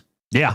That's going on as well. Carolina's up 2-1 in that one. We'll have that on the ESTV when the game gets going a little after 5 o'clock. Jason Milne and Reid Wilkins coming to you from the Banquet Studio. Every Monday, bowl for just $2 all day at the Banquet Bar. Walk in, grab your friends, and start your week with some fun. Get real, play hard. The Banquet. You gonna mix in a couple rolls today, Reid? Gonna go rolling. Gonna go roll. We got a limerick that came in. It's National Limerick Day. This came in from Colin the Amish Man. There once was a goalie named Stu who Oilers fans don't want to choose. Record 0-3. Vegas thinking it's free. Dig in now. It's not time to lose. What were the first two lines? Once was a goalie named Stu who Oilers fans don't want to choose. Okay. Yeah, it's okay. Bendy with the rules. Let's see what he's going for. This came in from Chris Critch. First time listener. Oh, nice. He said, I picked a great day to tune in. He's a first time texter as well. Chatting referees. And this is an interesting point, and I do appreciate it, although it still does not change my disdain in general for referees. Love the average person chiming in that has absolutely no idea how fast the game is at ice level. Yeah, it is fast. But, and there have been other people that have alluded to this as well, that what Luke said was 100% correct, that they're, picking former high-level players and fast-tracking them to becoming NHL referees. Like, gone are the days where they'll develop a kid from, U15 up till, CIS or U Sports and then WHL. It doesn't seem like that's happening as much. So the players should be used to the speed. Or the referees, sorry. Yeah, I agree it's difficult to referee. But I think there have been a lot more confusing calls than normal. And it's not like we're asking referees to do something out of the ordinary. We're just asking them to call the game by the rules. Right. Right? No, it's fair. I don't want the show to become, let's just totally beat on the referees all the time. Because I think there are broadcasters that do that. Yeah. And I don't like that because I don't think every call is bad. And I think some calls are good. But I also think the NHL needs to redefine some of the things in its rule book, like maybe clean up goalie interference and what's incidental contact and what's deemed intentional and what's a kicking motion and what's cross-checking and what's a hit from behind and all that kind of stuff. Yeah, consistency. I think I put it on the league as well to maybe tell the referees more definitively what some of the standards are for these penalties, quite frankly. And suspend players when appropriate, which we might touch on as well. So that's fair. I mean, I don't think every ref is bad, and I do understand, and I've said this before, there's only one person who has this perspective from exactly where the referee is, and that's the referee. Things look different when you're in the stands or you're watching on TV. I get that. But some of the things, it's like, how do you miss that, or how do you think that's not a penalty? Okay, hang on. Somebody in the nasty chat saying, is this the same Chris Critch that has been reffing in the WHL? Oh, I don't know, maybe. If so, he'd be in his 18th, 19th season of refereeing in the WHL. Was named, awarded the Alan Paradise Memorial Trophy as the league's top official for 2 years in a row. Huh. What a day to listen. I'm happy to hear from an official. Yes. I'm 100%. thrilled. I'm thrilled to hear from an official. Yeah. And that's, who was saying it's fast. Right? So you do have to.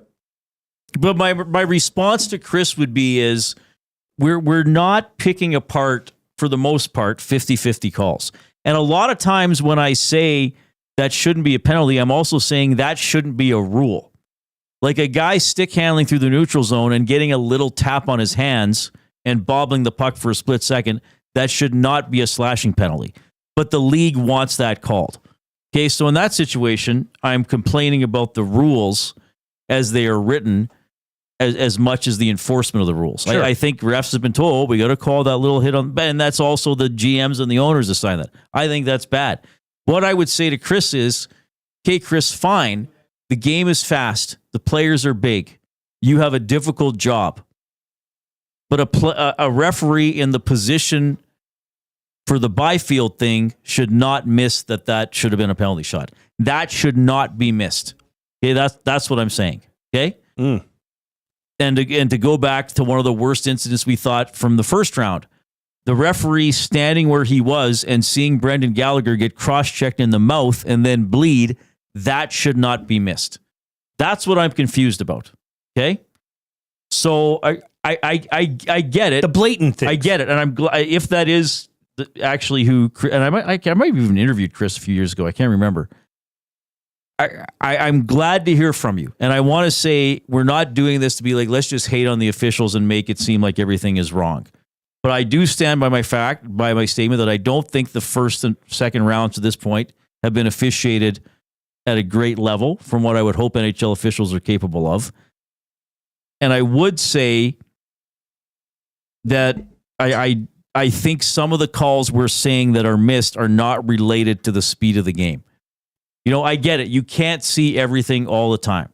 The perspective of an official on the ice is not the same as the perspective of a viewer, especially on television. Okay? I get, like, the Hyman goalie interference call from the last game, I didn't think was goalie interference. I thought he got spun into the goaltender and Hill made damn sure his mask came off, quite frankly. But I understand at ice level, that might look like, oh, crap, Zach just got him with a hip to the head. I got to call that. I get that. Okay? Yep. I don't get some of the hits from behind that are ignored and stuff like that. That's what I would say to Chris. Perfectly straight up, respectful. I hope he takes it that way. That's what I would say. And I understand the refs aren't perfect. I understand that. But I'm saying I think there are too many blatant calls that have been missed that have been appeared to have been within the viewpoint of the referee. Yeah, very well said. And this is buying or selling for Damon Bunting. So we could talk about something here. And this one, we're going to go back to Winnipeg, Dallas, right? We've got to talk about this, what was called a goal. Because this has nothing to do with the ref, right? The ref called it a goal on the ice. Looked like it was a goal. This came from the league. Right. Buying or selling for Damon Bunting, a consistent top-producing realtor in the greater Edmonton area for over 17 years. He and his team would love to help you find that right home or make the move from your current home. Community-driven, he understands what it takes to make a difference in our city. Check him out, DamonBunting.com, Instagram handle, Damon Bunting Real Estate. So this is, a kicking motion by Dallas player Alex Petrovic. They reviewed this goal. They reviewed it. It took, I saw online that some people said it took 7 minutes to review. Now, Petrovic made a kicking motion. We can agree on that, right? And Koob, if you have that video, you can roll it whenever you got it. Made a kicking motion towards the net. If this deflects off any player any player's body part, stick, except the goaltender, it's a goal. Except the goaltender's stick. It cannot be kicked in with a kicking motion and go off the goalie's stick and in. That's it. That's right in the rules. Rule 49.2, Part 2. They reviewed this for 7 minutes and came back and said that, no, that's not the case because Hellebuyck, who's just trying to keep a puck out of the net. I mean, talk about bang, bang. That was bang, bang. They say he propelled it into the net. I just, stuff like that is what casual fans of the NHL just get livid about. Because there's a rule in place for just this play. Player Petrovic kicks it right here onto Hellebuyck's stick in the net. No goal. By the rule. So I don't understand how you can then come back and say, well, no, Hellebuyck he propelled it. Well, what do you expect him to do? Just sit there? I mean, he's clearly just trying to be an NHL goalie. I don't understand them having to bring in the word propel. Well, I understand what you're saying. I didn't see this game live. Well, I saw the very end, and I heard them talking about a lengthy review, and then I went back and watched this today. To me, that's a tough one for Hellebuyck, because if the puck is coming into his area, he's going to try to get rid of it. Yeah. It's a reaction. He's a goaltender. Right. So if it's kicked off his pad, like if he would have had his back turned, for example, and the puck goes in off him, then it's no goal. So I think that's a tough break for him, that it's saying, well, he basically propelled it into the net, whereas really he's trying to make a save. Like, to me, he's still trying to make a save. And again, that's one that's going to the NHL war room.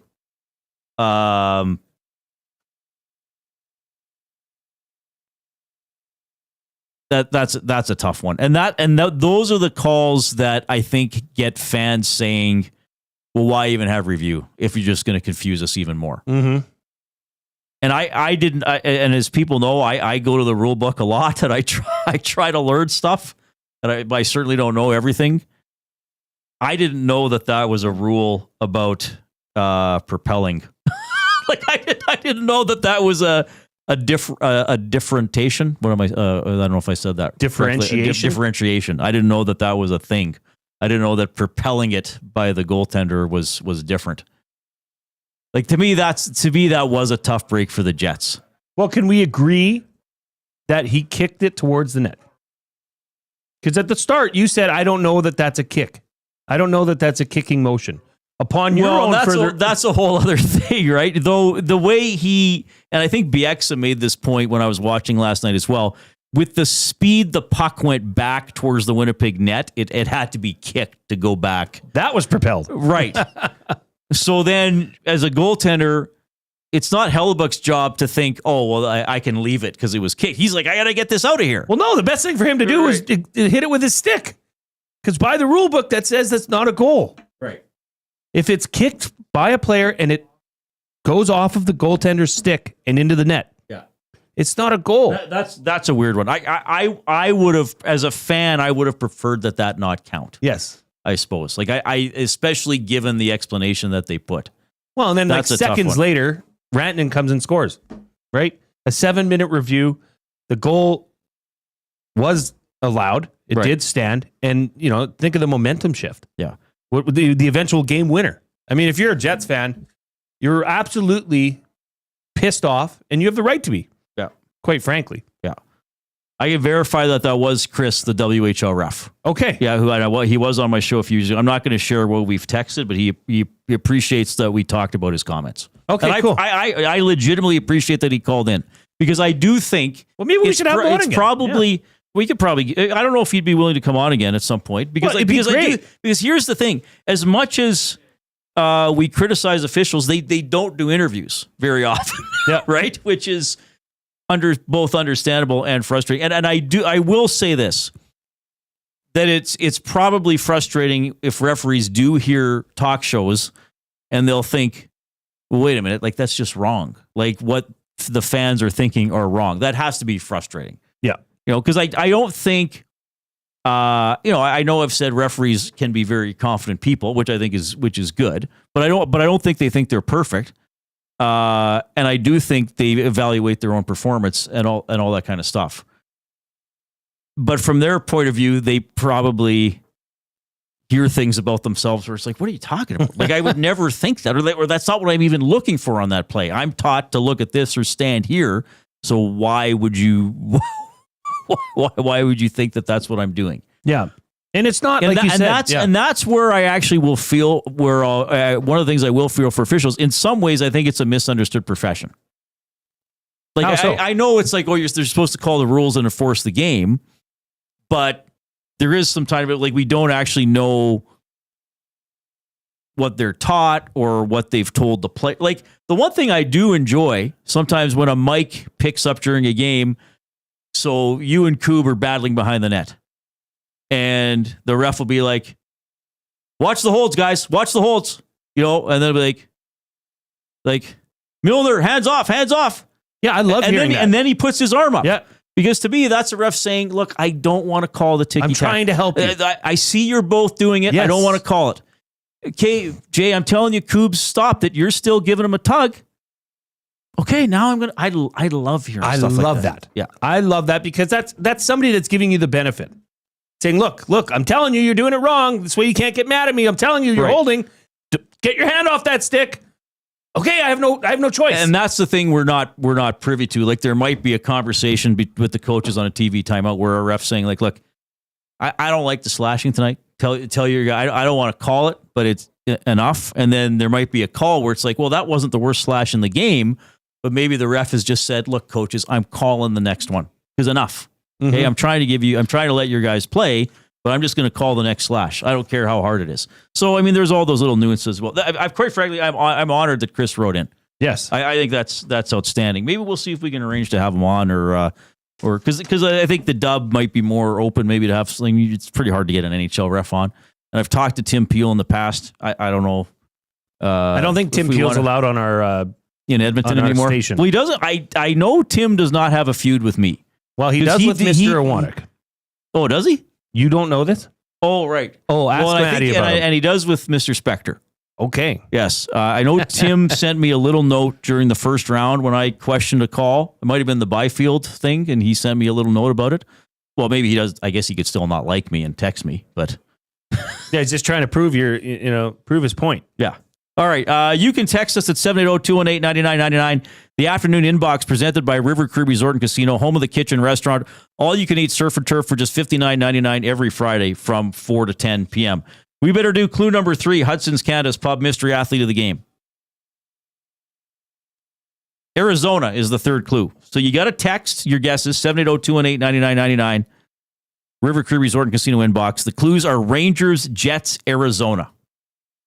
Rangers, Jets, Arizona.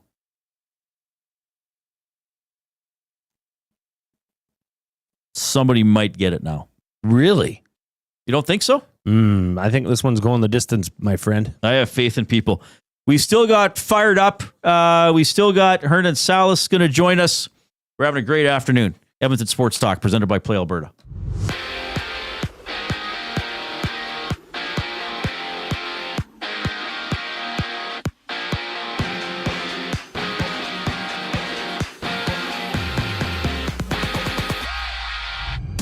According to EST's very own Tom Gazzola, Edmonton's Calvin Pickard is out for the remainder of the second round, which means Stuart Skinner takes the crease for his second straight game tonight. The Oilers up 2-1 in their series against Vegas. Tom Gazzola, Hernan Salas, they preview the action during the GCL Diesel Oil Stream pregame show, which goes live from the Canadian Ice House at 6 right here on EST. And after beating the Capitals 4-0 on Saturday, Carolina faces Washington for Game 4. The Hurricanes up 2-1 in the series. And the NBA has 2 Game 4s. Boston and New York open the night at 5:30 for Game number 4. The Knicks in control 2-1, and after that the Warriors battle the T-Wolves with Golden State down 2-1. And the draft lottery is tonight. Utah, Washington, Charlotte They all share the best odds at 14% chance to win the first overall pick. Meanwhile, the Raptors have the 7th best odds at 7.5%. And in baseball, the Jays have traded outfielder Stuart Skinner to the Angels for cash considerations. Right now, the Brewers and Guardians are runless in the 3rd inning. This sports update is brought to you by Find Edmonton. Find takes your unused furniture and home goods to help those moving out of homelessness. Get donations picked up or drop them off free of charge. Visit findedmonton.com or call them at 780-988-1717. The Reid Wilkins Show resumes once we get back from break. I'm Zachary Kubish, and you're up to date. Get your fix every single game with the GCL Diesel Oil Stream pregame and postgame shows with Tom Gazzola and Hernan Salas. Whether it's breaking down the starting lineup, predicting key matchups, or diving deep into the game's biggest moments, Tom and Hernan are here to give you the best insight and analysis in the city. After the final horn, get the breakdown of every key moment, performance, and player reactions. It's your one-stop shop for all things game day. Catch the GCL Diesel Oil Stream pregame and postgame shows with Tom Gazzola and Hernan Salas, only on Edmonton Sports Talk, your clear choice for Edmonton sports. Timeout Edmonton. The new Play Alberta app has arrived, and it's here to make your gambling experiences more fun, exciting, and secure. Enjoy the convenience of hundreds of casino games, betting live on your favorite sports teams, and access to lotteries all in one place, anywhere in Alberta. Enter code YEG50 to receive a $50 free bet when you make a $5 minimum deposit. That's a $50 free bet for new and existing users using code YEG50. Remember, if you gamble, use your game sense. You've always known GCL Diesel as the experts in diesel fuel systems, but did you know that GCL is also your source for turbochargers and turbo repair? As a turbo supplier for Garrett, Borg Warner, and Holset, GCL can provide genuine original equipment turbos at wholesale prices. Whether it's diesel, gas, natural gas, or performance, we can provide you with the turbo or custom repair you require. Turbo questions? We've got turbo answers. Visit us in the West End or online at gcldiesel.com. GCL Diesel, turbochargers, understood. Keep your team jersey and rally towel close by and help bring the championship home. For all your other treasures, store them with Sentinel Storage. Store Canadian. Try 4 weeks free at sentinelstorage.ca. Proud partner of the Edmonton Oilers.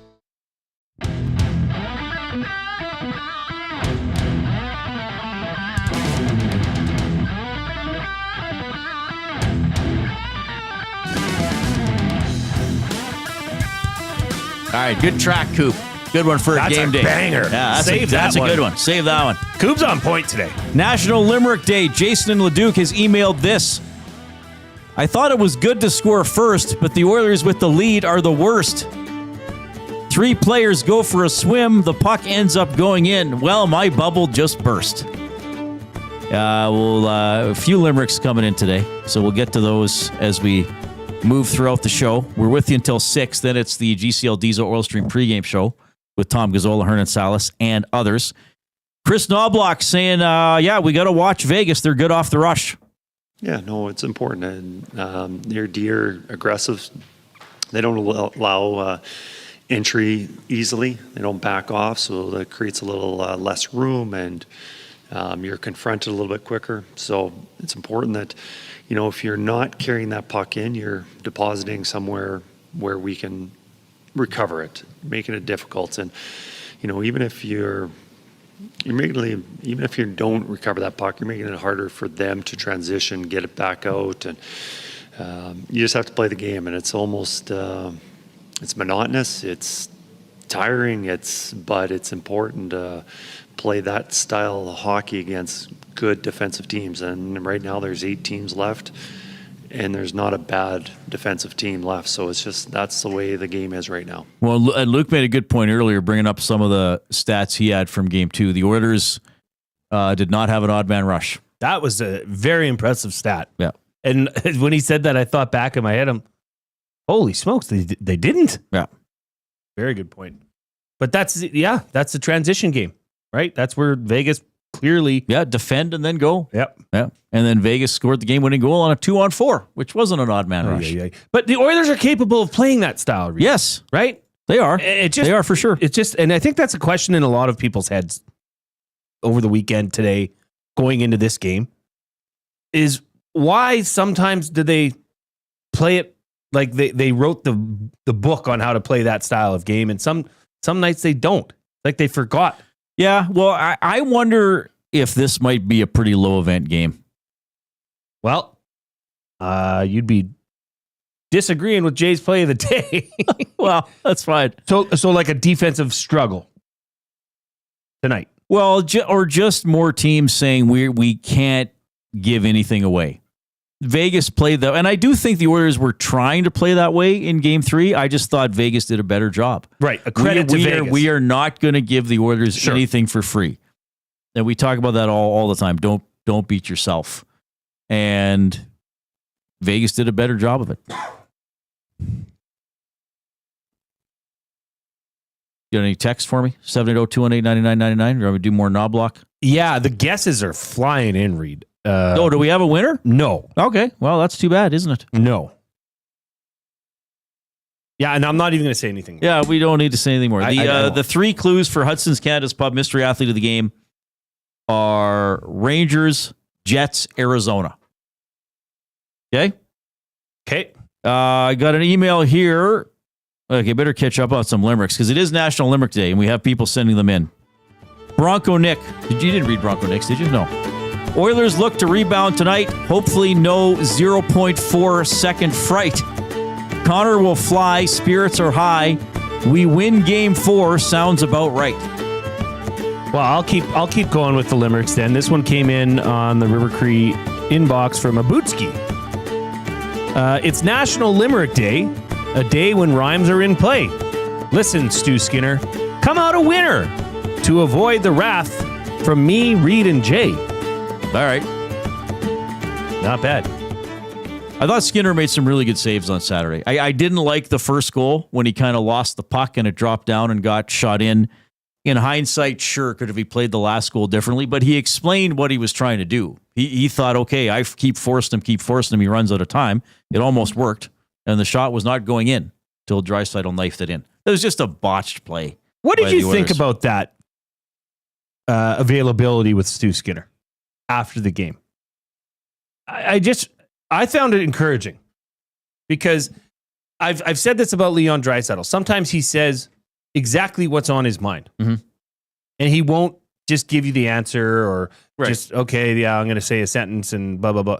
Like Leon has had some availabilities where he tells you, yeah, I stunk or, some. Right. And Stu Skinner said, he says, I thought I played well enough to get the win. Right. Turns out that wasn't the case. I like that. I think that's a person that is confident. Yeah, I mean, we'll see. I mean, he's got to do it on the ice, right? I mean, it's the same thing. If a player loses, the fans don't like what he says after the game. If a player wins, it's like, oh, interesting. What an intelligent guy. Yeah.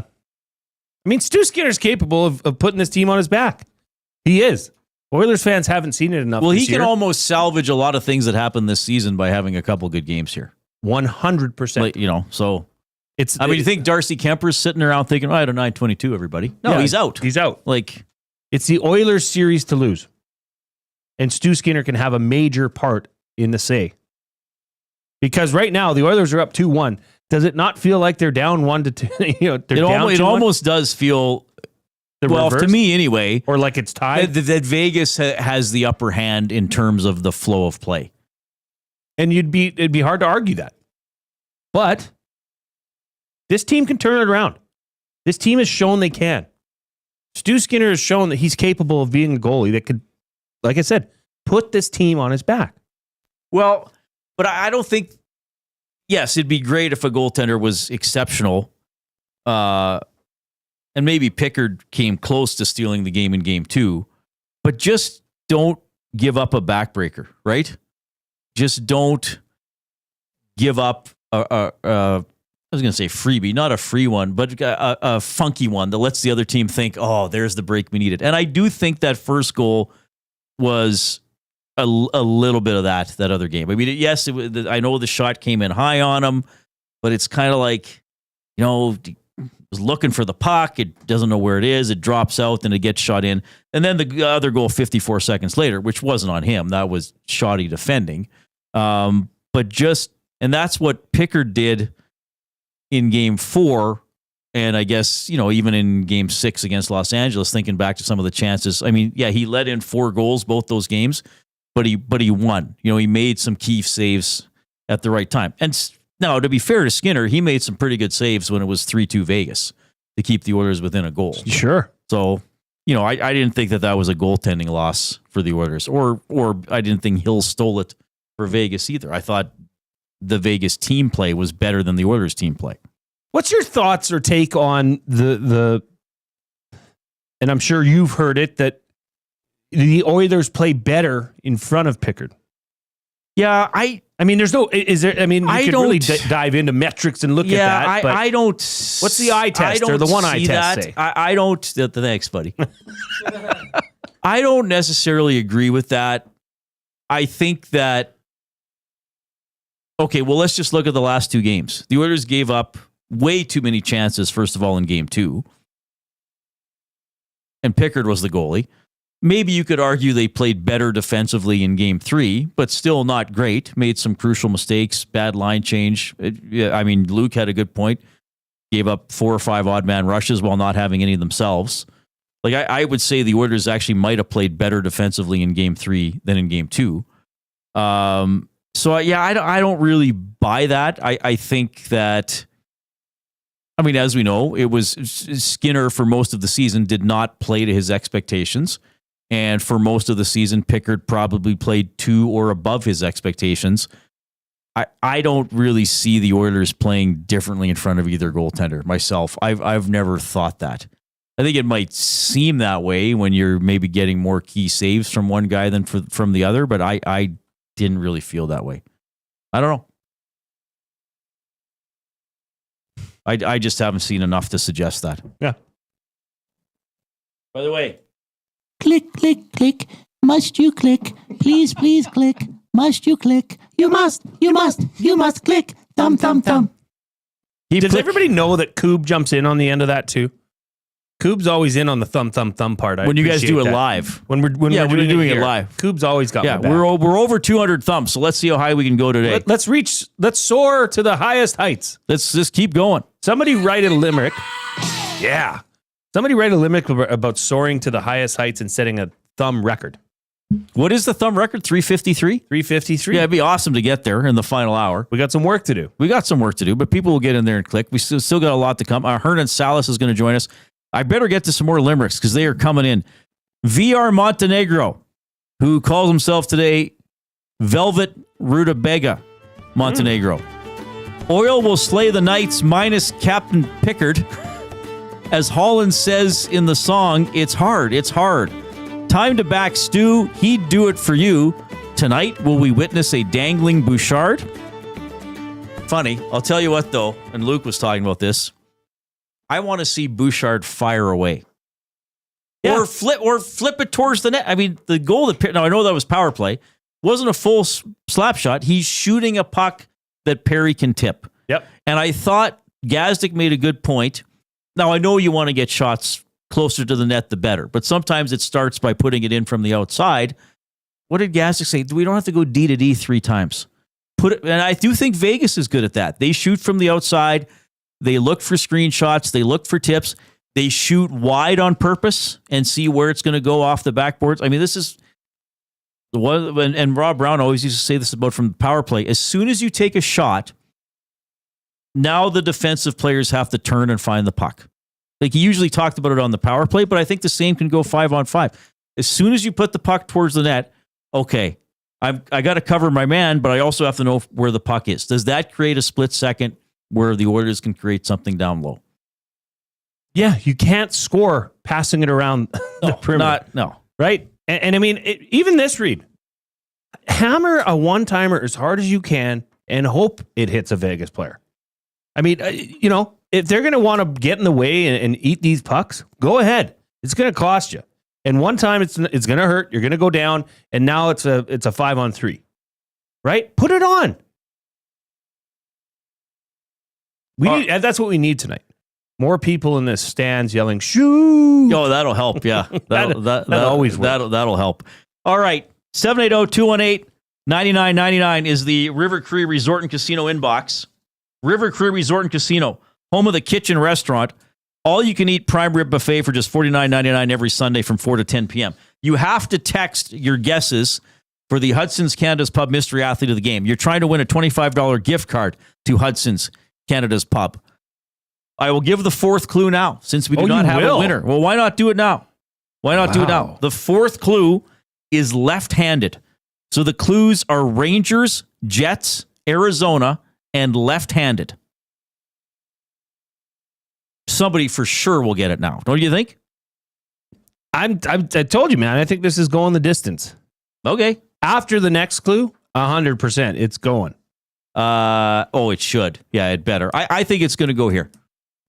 I think it'll click for somebody now. You want to put something on it, bro? Sure, right. Sure. Well, I'll bring you a cruffin. Oh, I owe you a that. cruffin. I love those cruffins. All right, 5 o'clock break.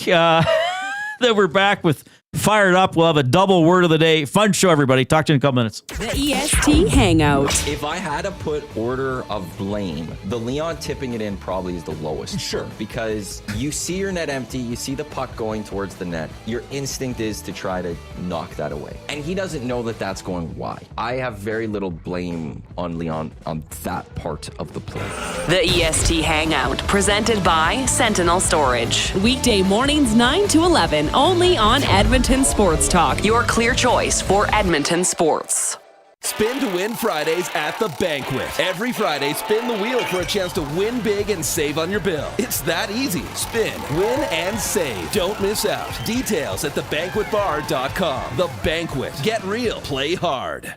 Timeout, Edmonton. The new Play Alberta app has arrived, and it's here to make your gambling experiences more fun, exciting, and secure.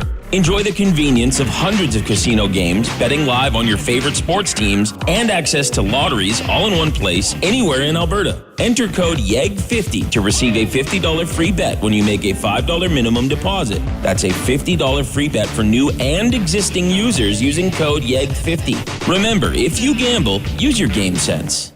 At Mind360, we invite you to embark on your mental health journey in a safe and comfortable space. Conveniently located in St. Albert, Mind360 has a diverse team of experienced clinicians that offer a broad range of tailored services for children, adults, and families. Furthermore, we are very proud to serve our military, veterans, and first responders. If you're looking for counseling, treatment, or assessment, understand that you are not alone. Contact Mind360 at mind360.ca to book an appointment today.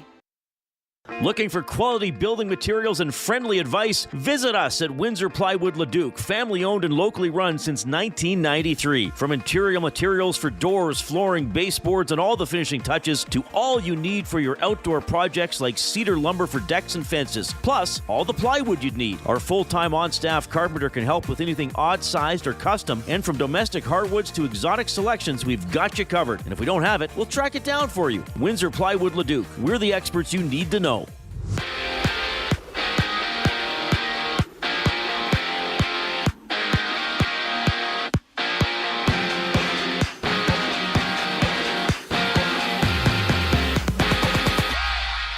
It's Game 4 from Ice District. Oilers, Golden Knights goes tonight. Stuart Skinner gets a start for Edmonton as Calvin Pickard is set to miss the remainder of the second round, according to EST's very own Tom Gazzola. Join Gazzola live at the Canadian Ice House as he has the GCL Diesel Oil Stream pregame show alongside Hernan Salas. Tune in right here at 6.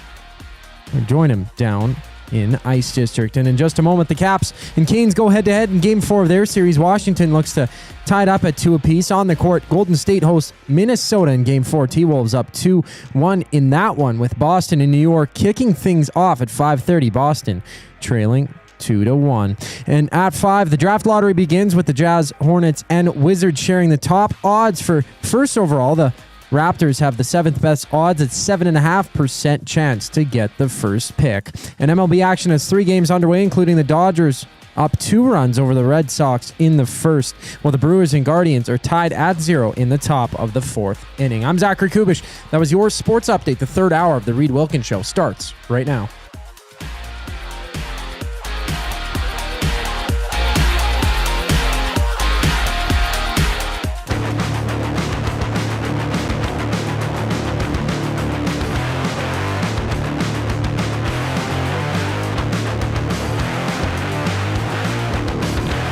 All right, thanks a lot for joining us this afternoon. Getting you ready for the Oilers and the Golden Knights. Official puck drop time at Rogers Place, 7:50 Mountain Time.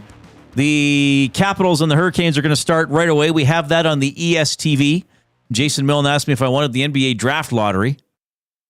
Could it possibly be as exciting as the NHL draft lottery we had last week? Oh, I don't think so. 2 weeks ago, whenever it was. Like, you made a good point when we were talking about this afternoon. Well, it would be funny if they brought in the pan-faced or no expression on their face, the two legal eagles, the same two guys, the one guy that would the hand signal guy, and the other guy that would write the picks on the card guy. Yeah. Reid. There we got it. Well, we didn't get it. Somebody got it. Hudson's Canada's Pub Mystery Athlete of the Game. Okay, who got it? Good old Mex Bezozu. Mex got it, who has not won for a while. Yeah. So he is eligible once again. So the first clue was Rangers. This person is a fan of the New York Rangers, a kind of a celebrity fan of the team. Jets. This person played for the New York Jets Football Club from 1993 to 1995. Arizona. This person played in the NFL for the Arizona Cardinals for one season in 1996. Left-handed. This person throws with his left hand. The fifth clue, if we would have needed it, we do not need it, would have been Bengals. This is, hang on, this is Norman Julius Esiason, better known as Boomer Esiason. Well done, Mex. Well done. We've got a bunch of more limericks coming through. We got to do them. It's National Limerick Day. As Edmonton Sports Talk takes flight, on YouTube, they're shining so bright. With thumbs up galore, they're breaking the score, rising like Oilers in might. That comes in from Josh. Well done. Pretty good. Well done. There was one. Oh, there was another one here from EA. The Oilers went in up 2-0, with Perry putting on a show. They lost the lead late, then tied it. Great fate. Till 0.4 sealed the low blow. Pretty good. Not bad. Colin the Amishman. The Oilers pay a player in Kane whose pregame rituals border on insane. Throws massive hits. Makes Vegas have fits. When he's on, games are rarely mundane. Oh, that's pretty good. Sorry, I botched the delivery of the final line. I'm reading a lot of these without rehearsal, though. I will just say this to Mike. Mike, Jay and I received the emailed photograph of what you 3D printed. We dare not discuss it nor share it publicly, but we acknowledge receipt. Our off-topic topic for William Huff, do you 3D print stuff, and if so, what have you printed? So, yeah. He sent something. That's it's not appropriate. That's what's it? NSFW? What's that mean? Not safe for work. Oh, really? Yeah. So you shouldn't. It's something you would not just have on your monitor, because if somebody, I thought that was a band. NSFW, is that a band too, Coop? Or is that LMFAO? LMFAO is one. F or NFX band maybe. FONX is a band. I don't know if that's the same one that you're thinking of. That's the closest one that I can Maybe find. I'm thinking... Maybe you're thinking of AC/DC. No FX. Or SNFU. Yeah, no FX, I think. I searched it up. It's NOFX, no FX. That's the one. Yes. SNFU. Society for No Use. I believe. Society. What? Yeah, I think it was SNFU, Society of No... or for no bleeping use. Oh, okay. I did not know that. Yeah. I don't know. Maybe that's totally off base. Yeah, could be. Keep clicking the thumbs up if you're on YouTube. Let's see how high we can go today. We're approaching 250. We're a couple dozen away from 250. So let's set that as a... Well, you know what? 200 and would be a really cool milestone, as it's another big Oilers game day. Do you want me to do my final limerick? Sure, and I then, wrote 3 limericks Bootsky for sent today. in a bonus one. Oh, wow. We got a lot, and I still have the big ukes to get to. Okay. National Limerick Day. Glad people are taking advantage of it. Jay had a reaction from Nutella. Too bad for such a likable fella. I have an eyeball. Bond had Skyfall. Will a Wannock give us all salmonella? A true nonsensical one. Wow, that was something.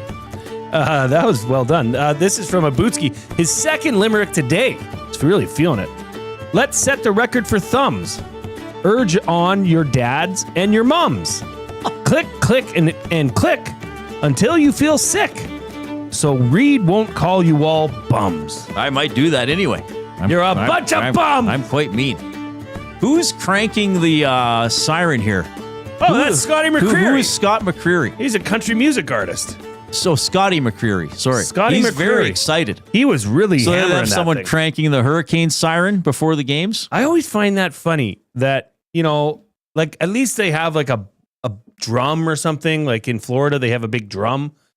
When they do like that, like something small, and you just see them wailing on it. I just think it looks terrible. Because Lamar Odom was there for Vegas, right? In what games 1 or game 2? What do they do in Vegas? Roll some dice? Yeah. he just puts a silly bet. Just puts a low percentage bet at a craps table. I see Patty Maroon has joined the TNT panel. Right, and they're showing a flashback to him chugging a beer before a Lightning game. I always enjoyed dealing with Pat Maroon when he was an Oiler. He was pretty straightforward, kind of very, is affable the right word for him? I got to look up the exact meaning. Oh, no, he's cranking some sort of a siren in the TNT studio. I'm not sure I'm digging the hair choice for Patty Maroon. Is that a mullet? Yes. Well, that's kind of his personality. Henrik Lundqvist is there. Now that's He's just handsome man. that is a sharp guy. All right. 780-218-9999 is the River Cree Resort and Casino inbox. Tough game for Draisaitl a couple of days ago. Kris Knoblauch expects him to bounce back. Leon's, I don't know, very rarely do I see him have an off game, whether it's back-to-back or 2 in a 15-game stretch. Usually he's been really consistent and drives the play, and so I know Leon was maybe a little frustrated with his game the other night, but you look at his season this year, and I don't know how many nights that he hasn't been spectacular. He's played, I don't know, about 90 games. I guess he hasn't played all those. He was out with an injury for a while, but I don't know, very rarely could I not say Leon Draisaitl was one of the best players on the ice. And Leon's a very important piece of our team. Obviously, Leon and Connor, when they're going well, we're in a much better position to win. And there'll be times during the game, like there always is, that he'll be on his own line, and there'll be some he's playing with Connor. Well, I'll say this. If Leon Draisaitl is one of the best players on the ice tonight, the Oilers should win. Good point.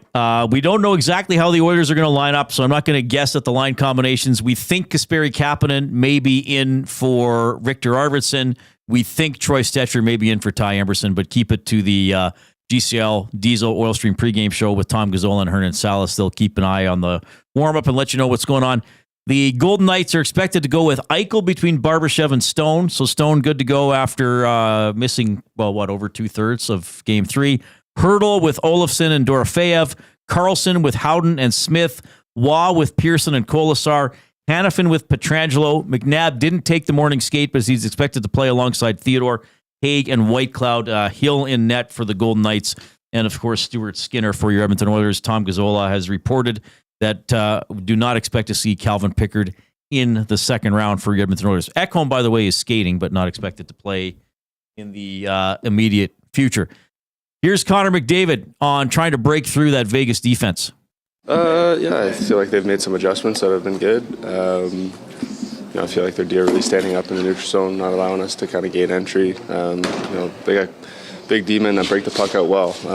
We've had a tough time kind of sustaining some ozone time, but I thought last game was maybe a little bit better just with some of the looks that we had. So maybe something to build on. All right, well, that's what the Oilers are looking to do, spend more time in the offensive zone, be more of a nuisance in the offensive zone. That's what they're trying to turn around tonight in Game 4. Time to get fired up for Gemco Fireplaces, proudly serving Edmonton and area for 45 years. The authorized dealer for Napoleon Fireplaces. Whether it's gas or wood burning, look no further than Canadian-made Napoleon Fireplaces. All the Napoleon products you need are available at Gemco, 9281 50th Street. Well, I was going to talk about Mason Marchment here, pretty much giving some stick love to the referee. Coop didn't pull up the video. We've got it. Now, I know we talked about it earlier, and this would be great where you could have an official, somebody that, does this, like Chris, who was in the nasty chat earlier, in the inbox, and just what's going through your head when this happens. But, I mean, Mason Marchment slashes the ref. Right? I mean, there's nothing. He's going to give a whack there to Marchment. I think. Sorry, Coob, you can drop the audio from that. But game misconduct is any player who deliberately applies physical force in any matter against an official. Okay? So you're out of the game regardless. Now, automatic suspension category 2. Any player who deliberately applies physical force to an official in any matter which physical force is applied. Well, that would clearly fit the bill here. That is an automatic suspension for no less than 10 games. Yeah. So, I mean, whatever. Sure. But so what's to stop, okay? What's to stop Connor McDavid tonight from going up to Wes McCauley and grabbing him by the cuff of his collar or grabbing him by the side of his jersey and saying, "This is what they're doing to me." Right. Wes McCauley would toss his ass out of the game. Connor McDavid. So this is a real anomaly to me. But it's just so unique. Like, Reid, you've been doing this a lot longer than I. I've seen it happen in a fight scrum or something where a ref accidentally gets a punch. Right. Or a hand in the face. And that's accidental. Okay? Have you ever seen anything like this? Okay, well, here's what I saw once. When my career first started, so I started in Lloydminster in March of 2000. The Allen Cup was there in April of 2000. There was the Quebec champion was a team called the St. George Garaga. They were sponsored by a garage door company. Their logo was a drawing of a driveway and a garage door. And they had a player so it was like the puck carrier was sort of maybe 3 feet from the referee breaking out of his zone, and the Garaga forechecker just went in and body checked the ref. And then they tried to say, well, he missed the player and hit the ref, and the response was, no, he's out of the tournament. So that was one of the weirdest things I've seen. Okay, I know what we're going to get because I saw it in the nasty chat earlier. Come on, guys, that was a love tap. Okay, fine, but you're not supposed to touch an official. I mean, Kelly Rudy was saying on the panel last night, that's a 10-game suspension. So Marchment is yelling at him and then gives him a tap on the stick. That is a no-no. The referees physically have to be respected. So I mean, maybe they could to say that nothing is going to happen. I don't get why the NHL isn't doing this. And this is why I criticize the NHL. They write the rule book one way and then choose to ignore it. Like, it basically says you can't touch a ref. I mean, Connor McDavid, several years ago, I'm sure some people will remember this game. The Oilers had, it was a regular season game. They had a goal disallowed. And on video review, that was close. And then the game went to a shootout, and McDavid scored on the shootout, and he skated by the referee and pointed and was like check upstairs. You got a misconduct for abusive official. So Marchment's mad. He crossed the line. He did something that was against, to me, both the spirit and the letter of the law. I get it. Maybe it's not, he didn't trip him. I think Tom Lysiak from the Blackhawks tripped the linesman about 40 years ago and got a 20-game suspension. I get it. He didn't hurt the ref. He wasn't going to hurt the ref. But now it's the precedent. Okay, you can give the ref a little tap. You can say, hey, look, why are you doing this? This is what the guy did to me.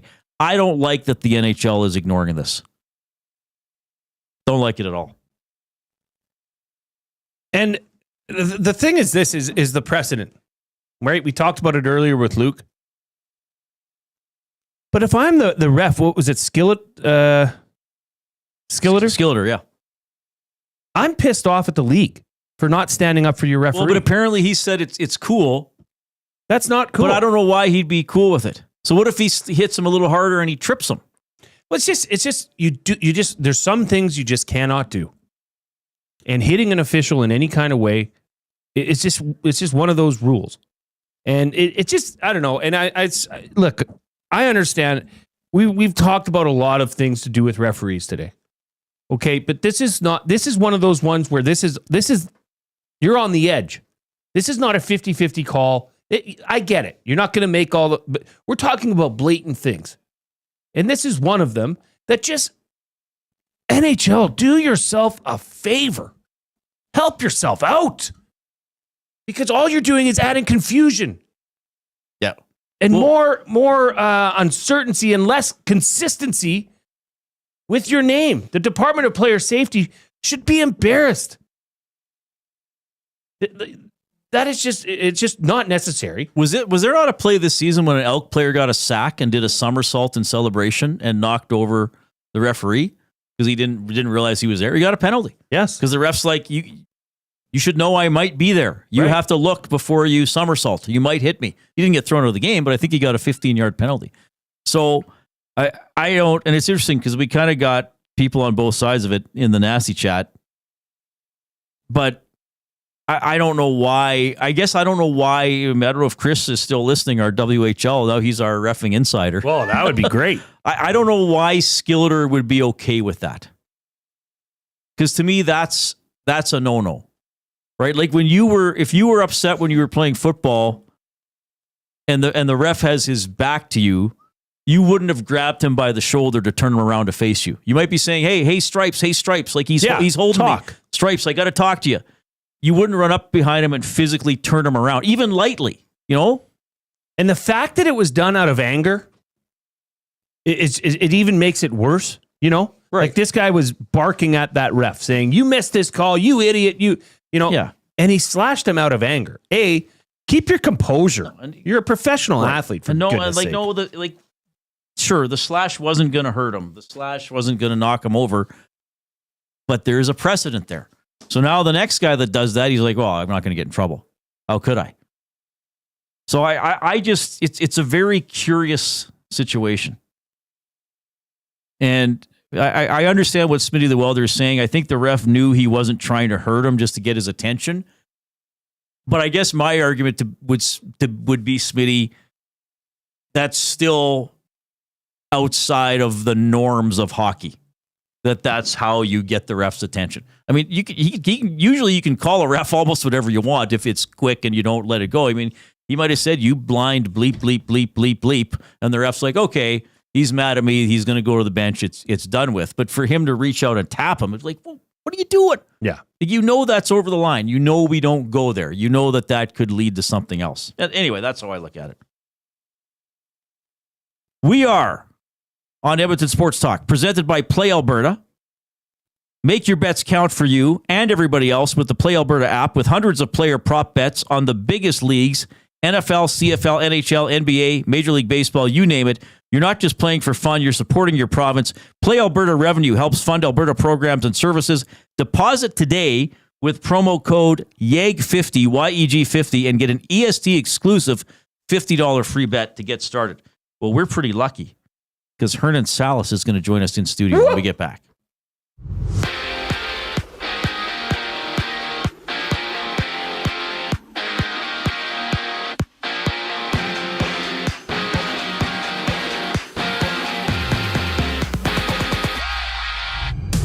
The Oilers are back in action tonight. They host the Golden Knights for Game 4. Edmonton leads the series 2-1. Stuart Skinner gets a start for a second straight game as Calvin Pickard is out for the remainder of the season, according to our very own Tom Gazzola. You can catch the GCL Diesel Oil Stream pregame show live on location at the Canadian Ice House as Tom Gazzola and Hernan Salas tee up the action right here on ESC. Tune in with coverage starting at 6. And the only other game has the Caps and Hurricanes underway Just about 13 minutes left in the first period in Game 4. It's scoreless as the Capitals look to tie the series at 2. And in basketball, the Knicks and Celtics go toe-to-toe for Game 4. Boston trailing 2-1 before Minnesota hits the court in Golden State, and the T-Wolves look to take a 3-1 series lead. And the draft lottery is live. The Raptors will pick 9th overall. They entered the lottery with the 7th best odds at first, while Utah dropped to 5th overall. They entered the lottery tied with the best odds at first overall. Elsewhere, baseball has 5 games live. Tigers lead the Red Sox 2-0 in the 3rd inning. And the Nationals and Braves are runless in the first. This sports update is brought to you by Windsor Plywood Leduc, locally owned and operated, serving Leduc and surrounding areas since '93. They have doors, flooring, baseboards, and of course, plywood. Go see the knowledgeable staff today at Windsor Plywood Leduc. It's Hernan Salas joining us in studio once we get back from break. I'm Zachary Kubish, and you're up to date. The Nielsen Show with Lieutenant Eric. Darren Dreger with us. Stuart Skinner going into this game tonight. How do you expect him to handle it, and what do you think of the spot that he's in right now? You know, you've got the uncertainty of Cal Pickard, who we believe is day-to-day, but I'm told that he's probably going to be at least a week. Oilers Nation has to just jump on the back of Stu Skinner and hope that he can give them a level of goaltending that they can win with, and I think that he can. The Nielsen Show with Lieutenant Eric, presented by South Fort Chevrolet. Weekday mornings 6 to 9, only on Edmonton Sports Talk, your clear choice for Edmonton sports. Strike up some fun at the Banquet Bar. Bowling, drinks, and a great time with friends where the good times roll. Whether you're here to bowl or just hang out, the Banquet Bar is your go-to spot. Get real, play hard at the Banquet. Hey Edmonton, ready to take advantage of lower rates and better pricing? South Fort Chevrolet in Fort Saskatchewan has you covered. From rugged trucks to sleek SUVs. And with over 40 years in business, you can trust that you're getting the best deal on your new ride. As the proud title sponsor of the Nielsen Show, EST listeners can drive a little to save a lot with South Fort Chevrolet's transparent pricing and down-to-earth sales team. Visit us today in Fort Saskatchewan or online at southfortchev.com. Your home for great performances is the River Cree Resort and Casino. My mother used to let us not lock the doors. She's like, if you're locking the doors inside of the house, it means you're doing something you shouldn't be doing. Yeah, that's why we lock the doors. Host of the Bad Friends and Whiskey Ginger podcast, don't miss Andrew Santino, Freeze Peach, live at the River Cree May 22nd. Michael, what are you doing? We have locks on the outside of the house to keep criminals from coming inside. There's no criminals inside of this house. Yes, there are, Karen. Get your tickets at rivercreeresort.com. Excitement, bet on it. Keep your team jersey and rally towel close by and help bring the championship home. For all your other treasures, store them with Sentinel Storage. Store Canadian. Try 4 weeks free at sentinelstorage.ca. Proud partner of the Edmonton Oilers.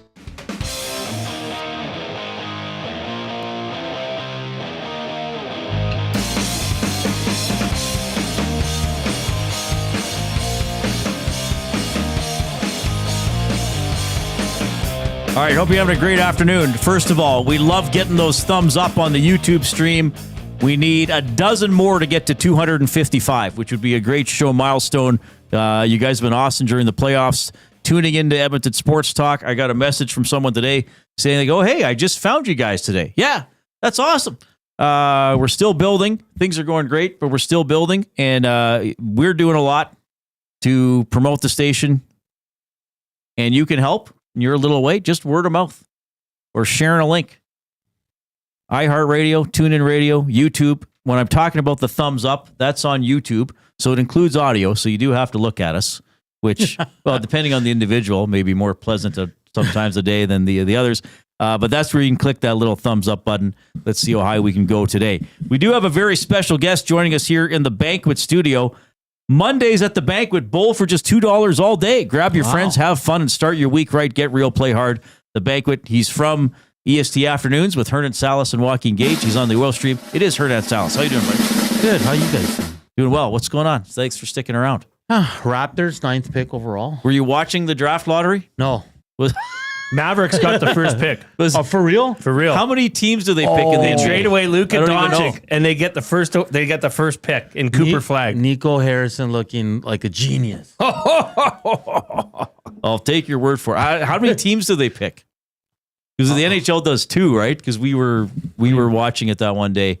Jay and I were watching the lottery balls float around and the guy give the hand signals and then that was interesting. Putting up all the combinations. I don't know how the NBA does it. Well, if the Raptors drop 2 spots, they must pick 2 teams, don't they? I don't know. Yeah. I just know the whole story about the frozen envelope, alleged. Oh. Knicks got Patrick Ewing. Oh, yeah. That's a conspiracy. We did our top 3 sports We conspiracies. should do that again. Yeah. Just all conspiracies, not sports related. Well, Matt Hyman's... You don't want to go down that No. one. Matt Hyman's feed must be way ahead of ours because he says it's 1-0 Hurricanes. And on the ESTV, that has not happened. It's coming right here. Is it going to happen right here? There it is. Is that Goss The ghost. Oh, look at that. They just flipped in a shot from the outside with traffic in front. Who knew? Who knew that works? You don't have to pass 40 times. Rip City Step saying that the Mavs had a 1.8% chance to get the first Are overall you pick. kidding? That's so... So were they the best non-playoff Is this team? the greatest upset in draft lottery Conspiracy. history? Now, the NBA made him trade Luka to the Lakers. Oh. And they're like, we'll give you the first overall pick. Oh, my But goodness. didn't they have There balls? it Hey, is. didn't they have balls? And the guy pointing at the sign, didn't they do this in front of everybody? Jay, it's all planned. They go. Oh through, no, yeah. Hernan! Oh no! That's my conspiracy. They made the Luka trade go down. Nico didn't want to do it, and then they said we'll give you the first overall pick. 1.8 chance. Come on, Yeah, Jay. was theirs public like the NHL's was this year? Well, it's always taped anyway, so. Wow. You guys don't agree with that conspiracy though? I don't even understand what you were talking about. Yes, because I agree. Luka I agree, Doncic yes. getting traded came out of nowhere. Nowhere. I thought they wanted to save money. So the NBA rigged it. So yeah, because they wanted him in LA, right? And then we'll give you the first overall pick. I'm down with that. Yeah. I love a good sports conspiracy. Yeah, why not? Sign me up. I'm just gonna say Skinner would have had that shot. Well, you never know. Okay, we should. Washington's in trouble here, eh? Yeah. Well, like Logan Thompson, the best goalie coming into the playoffs this year, and he's been, well, Hellebuck, but you guys know what I mean. And he hasn't been very good this series. Mex says Ernst & Young is drawing behind closed doors for the NBA draft lottery. Now, he could be saying that as a joke, too, but... Hey, you can never trust Mex Pazuzu. I don't think Mex would joke about a situation like this. Nobody jokes about the NBA draft lottery. That's the most serious thing ever. Love you, Mex. He's he's a beauty. I love Mex Pazuzu. He's pretty funny. I better do it. Do you mind if I do a limerick? Of It's course National not. Limerick Please Day. do one. You know the big uke, right? Oh, of course, yeah. What is he? A mountain? We haven't done that. He's a mountainous mound of molten manly magma. Yes. Something like that. On this holy day for this Limerick thing, Oil win tonight would be a mighty swing. Macaulay tonight, he's not stage fright. Have either of you ever traveled to Beijing? Oh, That's pretty good. That's interesting. So what do you think of the potential of Kapanen playing tonight? Speed. Shifts here or there on the PK. That's about it. He's not an elite playmaker. He's not a scorer. And listen, everybody was like, why not Jeff Skinner? I don't know why. I don't know if he's the answer either. I'll be honest, Reid. Kapanen's probably not going to play a lot. To me, this game's not going to come down to whether Kapanen plays well or not. I think it's, you touched on it. I think it's just speed. Yeah. It's just maybe if he's playing well, he can get the puck through the neutral zone, get it in. I mean, he does have some skill, but I don't know. The risk with him is he has turned over the puck in bad areas of the ice during the regular season. But I think Knoblauch's just thinking, okay, we've had a couple games where we haven't really done enough, even though they won one of them. And he's proven that he likes to make a change. I mean, I guess you got Max Jones. I don't think they're going to use Derek Ryan. I don't think they would use Philp, probably. No. Jeff Skinner. But again, the thing with Jeff Skinner, it's the dimension. Yeah. What dimension does he have that he doesn't? Now, I get it with Captain, but he skates fast. That's why they're going to try. I'll ask you two this. I think I'm more surprised Arvidsson's coming out. I'll be honest. I agree. If he's the one coming out, I'm looking at it why him? I know he's been on that really good fourth line and he's played anywhere from 8 to 12 minutes depending on the game, but he's noticeable, guy. They were coming up with a name for that line. Right. You only come up for names of lines if they're doing well. Yes. Yeah. And to pull them out. Like I'm a little thrown back by that one. But here's the thing. We talked about it earlier, and we've talked about this throughout the year and even last year's playoffs. Knoblauch has made ballsy decisions. Yes. I mean, this wouldn't be considered one of the biggest or most dramatic, but still, you're switching things up. Yeah. And generally, Hernan, they've worked out. He's pushed all the right buttons. Yeah. So, watch Kapanen scored 2 today, and then I'm sitting here like a jabroni tomorrow. I'll just say I'm predicting them to have a good game. I'm not expecting much from. I think the bigger story for me is who's coming out, and if it is Arvidsson, I'm going to question. Fair enough. Well, because at least that fourth line has had not only they haven't just had presence, they've scored. And Arvidsson's been part of the goals. And Arvidsson, like, you always bring it up. The Oilers have had a tough time going to the net, whether it's willingly or it's something Vegas is doing. At least Arvidsson's one of those guys that goes and tries. Right. And he's mucking it up. He's getting in there. He's annoying the other team. Now, in saying that, I don't know who else you would take out at this. Like, for me, the only other guy is Trent Frederick. But the potential of Frederick getting better every game is probably why they don't want to go away from him. Yeah, and I think you want that physicality in there if he can bring it. I mean, we'll see. I mean, we're in the fans love the team, so every move gets picked apart. I guess you just hope Kapanen isn't a negative. Though I will say this for Knoblauch, like, he has been interesting to me to listen to because he seems very concerned and tries to be plugged into the feeling of the team. Yeah. And, he played, not in the NHL, but he played WHL, Sure. he played Golden Bears. Like, he's had good coaches along the way. And he seems very linked to, like, how's the team feeling? How confident are they? And maybe he just believes you put in a guy that hasn't been playing and you get a boost just from that energy. Yeah. Maybe. And, like, he even said in one of his answers today that, they have to worry about some things with Vegas, but he also doesn't want players kind of overthinking. Like, he wants them reacting and executing, as opposed to, like, okay, coach told me to do this. Oh, wait, except this is happening. So, like, yeah, it's kind of like it's like a double take, right? Almost on the ice. Like, oh, wait, but coach said this. Just go out there and play the game. Well, have a game plan, but use your athleticism. Use your God-given skill that's got you this far. Yeah. Play like you play, but only play like you play. Yeah. Don't play like Connor plays. Yeah. Play your game, stay in your lane, do your job, and good things happen. It's when you get out of that and deviate from that you get caught up in, and in Vegas can control the pace of play and make it their style. Well, that's what Gager said. He goes, for Kapanen, like, his first shift, dump the puck and go get it. Don't try to make a play out the blue line. That's not your game. And go in and drive somebody into the boards. Yeah, exactly. Do it. I'll ask you guys this. Is Podkolzin more valuable than Arvidsson right now? Yes. Because it does PK. He's more physical. Yeah, maybe. I think his physical play has been noticeable. Yeah, he's been good. I mean, think of what has happened with Podkolzin. I mean, this was somebody that thought what's this trade for? What are we doing here? What are the Oilers doing? Think of what he's emerged, because he was drafted as a goal scorer. Yeah, he was first he was rounder, supposed to be a goal scorer. Look at it. His game has evolved, and that's a credit to him. Not many first overall or first round draft picks would want to change their game and say, I'm a fourth line checker. Oh, that's a great point. Yeah, he's come in and, like, he's almost excelling guys playing in the bottom six, and he spent the whole year in the top six. And what have we been saying? Play him in the bottom? No one was saying take him out of the lineup. But I think the way he plays now better suits him for a bottom six role. So, because I was thinking maybe Podkolzin can come out, but then I'm like, I really don't want Podkolzin out of the lineup. Yeah. Well, Podkolzin, when he gets his shot off, it's more dangerous than Arvidsson's. Yes, I think. When he does. Like, he can really pop it on net when he gets a chance to step into one, which I know is easier said than done. Doesn't happen often for some of those guys. Hernan Salas joining us. Before we let you go, and I know you're on the Oil Stream with Tom starting at 6 o'clock. You did drop by the workplace of your former employer. Yes, I did. That was great. It was great to, I caught up with Coach Maxey, who's an absolute gem of a person.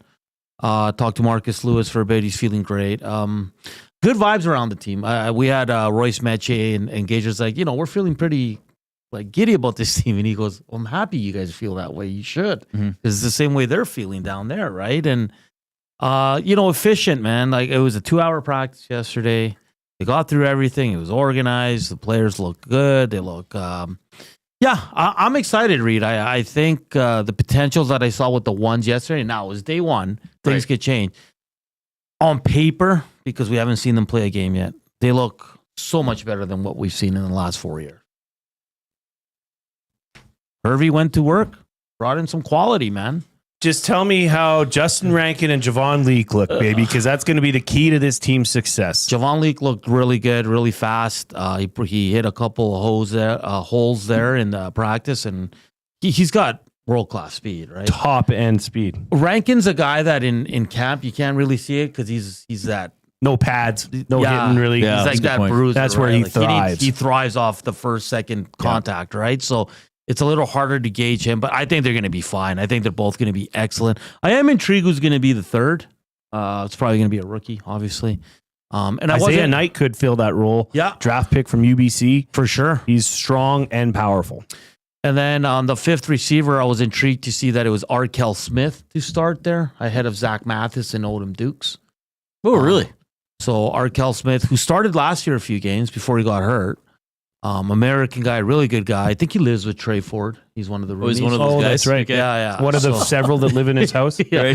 Right. He's an intriguing player because Coach Jones and Jarius loved him. And then now, obviously, he's starting with the ones. So there's obviously something that Killam's group with Arkel Smith. So I'd like to see Zach Mathis get a shot. I'm sure Odom Dukes is as well. But that's an interesting position. And it's going to be a good battle for that fifth spot because the first four are taken. All right, what do you guys have coming up on Oil Stream? Cats, Game Changers. Okay. We'll have Ken Bulkey on once again, live on location. He's down here covering the series, and Tom's got a few other guests lined up as well. Amazing. Yeah, it should be. Prediction? No predictions, but like, what do you guys? So I'll ask. I know we got to go, but quickly. No, that's fine. Gager and I were like, What do Oiler fans want? Because when they start well, they got to blow it 10 minutes after. When they start bad, when they're down 2 goals, they play their best. Eventually, the team that scores first will win a game. Yeah. I just want more of a presence in the offensive zone. Yeah. I mean, to me, that's where it starts. If you're making Vegas a little more uncomfortable in their own end, which they did to LA as the series went on, then I think good things will come out of that. Yeah, because I don't think the first goal matters so much for the Oilers because they're so good in either situation. Yeah, and I think the power play gets it going tonight. Hopefully. They need to. They're going to continue on. That power play needs to start turning it up. Yeah. Pucks on net, baby. Like we just saw. Pucks on net. Well, it'd be nice if they could come out and have like a 12 to 15 shot on goal first period. Yeah. And make Hill feel like, hey, you're working tonight, buddy. Yeah. Not like, oh, we might have a dangerous shot every 12 minutes or so. Really push the pace, right? Yeah. All right, Hernan, you're the best. Thanks for hopping on. I know you got to get ready for your own show. 5:41, we have a double word of the day coming up. Keep clicking those thumbs up on YouTube. Let's see if we can make a late rally and get to 275. Yeah. We're at 257, which is a really nice number, but keep clicking away. Share the link with some other people. Here comes the Coop. Yes.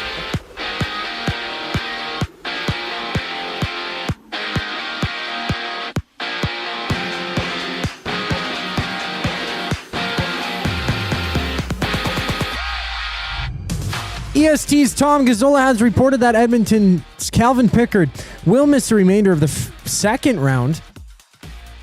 So Stuart Skinner is set to start in his second straight game. Edmonton leading the series 2-1 over the Golden Knights. You can join Tom Gazzola and Hernan Salas as they go live for the GCL Diesel Oil Stream pregame show at 6 o'clock. That'll be live on location at the Canadian Ice House. You can join Tom down there or tune in right here on EST. And in Washington, Shane Gostisbehere has the Hurricanes up 1-0 on the Caps with just about 5 minutes left in the first period. Carolina looking to take a 3-1 series lead. And down south, there's 2 Game 4s in the association. Boston and New York are just about to tip off, with the Celtics having a chance to tie the series at 2. Then it's the Warriors and Timberwolves hitting the court, Minnesota leading 2-1. And the Mavericks have won the NBA draft lottery to pick first overall. They entered the lottery with a 1.8% chance to win the draft. San Antonio and Philadelphia will have the second and third overall picks. Raptors picking 9th overall. In baseball, there's 5 games live. Guardians taking a 3-0 lead on the Brewers in the top of the 6th inning, while the Tigers have exploded to go up 9-0 in the bottom of the 3rd against Boston. The final segment of the Reid Wilkins Show brings us back on the other side of the break. I'm Zachary Kubish, and you're up to date. Get your fix every single game with the GCL Diesel Oil Stream pregame and postgame shows with Tom Gazzola and Hernan Salas. Whether it's breaking down the starting lineup, predicting key matchups, or diving deep into the game's biggest moments, Tom and Hernan are here to give you the best insight and analysis in the city. After the final horn, get the breakdown of every key moment, performance, and player reactions. It's your one-stop shop for all things game day. Catch the GCL Diesel Oil Stream pregame and postgame shows with Tom Gazzola and Hernan Salas, only on Edmonton Sports Talk, your clear choice for Edmonton sports.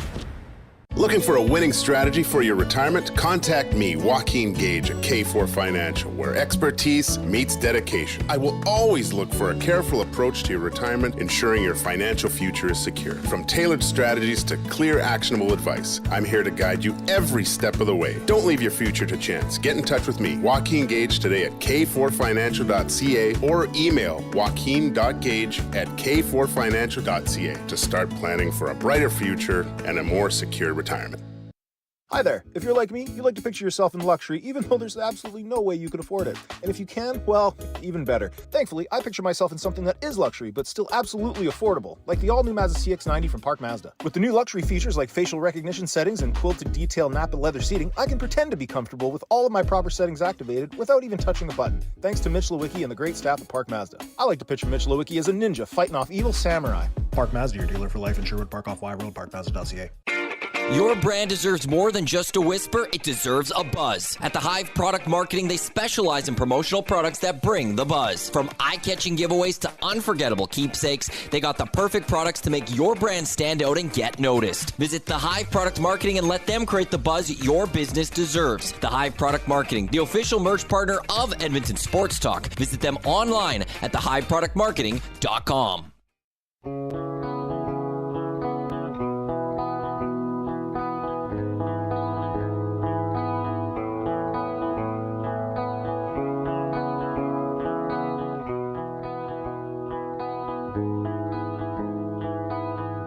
Too slow. Well, that's your song. Yeah. Well, we like your band. We can't. Well, no, it's time and place. Not with a game looming. Time and place. Yeah, time and place. Kris Knoblauch on how to create more on the inside against the Knights. Quick. It's just simplified, mean quick. If you slow it down, they're able to get into position. They get to retrieve to the net. It's about playing fast hockey. Yeah, you can draw plays, but the more you draw, the more you're scripting, the more you're slowing the players' reaction times. And the game is all about playing quickly and capitalizing when they're out of position. So, yeah, we just have to play. Obviously, we know their system and what we're trying to do, but we don't want to overcomplicate it. All right, game coming up at 7:50. Our Edmonton Sports Talk stream presented by Play Alberta continues at 6 with the GCL Diesel Oil Stream pregame show. And then Tom and Hernan and the boys are on after the game as well. Tom live from the Ice House in Ice District Plaza today. It's National Limerick Day. We got a bonus one from the Big Uke emailed in to read at edmontonsportstalk.com. This part of the season, my favorite time of year, being with other fans, so much fun to cheer. Chat can be nasty, just like a bad rhinoplasty. 2 more wins and the cup becomes more near. That's very good. Working in rhinoplasty. That's excellent. That takes something. That's for sure. We have hit. How many thumbs have we hit? Have we got to 275? We are 10 away. Let's see if we can find 10 thumbs out there. That's only 2 hands worth of thumbs. No, wait. That's 2 hands worth of fingers. No, a thumb is a thumb per hand. So 2 thumbs per human. I got to learn my digitology. 5 humans worth. If you've been texting us this afternoon at 780-218-9999, you've been using the afternoon inbox presented by River Cree Resort and Casino, featuring Italia Restaurant, home of the $6.99 brunch special from 11 a.m. to 4 p.m. on Sundays. Carolina leading Washington 1-0 late in the first period. Capitals on power play here, but not able to find that tying goal at the moment. All right. Do you want to do? Oh yeah, we better do the words now, Jay, because we're gonna do a special word of the thing day at the end with Reid and Jay. Oh, I'm sorry. Did I break your concentration? What do they gotta say? Say what again? Say what again? I dare you. Let's find out. English, do you speak it? Then you know what I'm saying. So as you know, we got to continue with the words from Mike the Michigan fan until you defeat him. We have to. Well, you have to defeat him.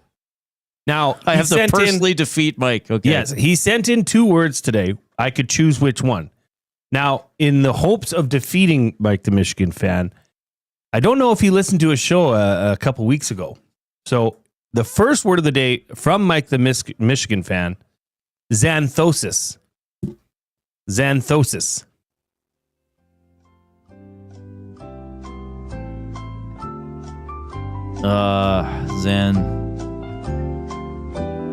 The spelling's tough. Xanthosous. Oh.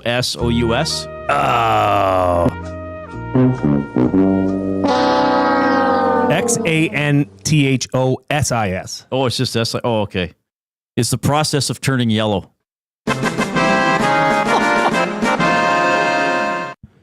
So I didn't defeat him, unfortunately. Well, no, you got half of it. So you got 1 out of 2 there. That does get you on the board. That means you've defeated Mike the Michigan fan.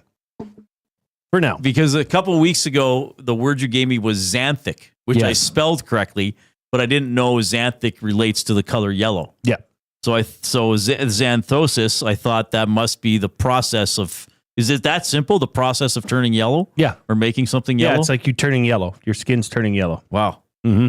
What if you paint something yellow? Would not xanthosis. Would you say this wall is undergoing the process of xanthosis? It's got to be the right yellow. It's more like or is it more medical? Yeah, it's more of like it would be more medical. Okay. Yeah.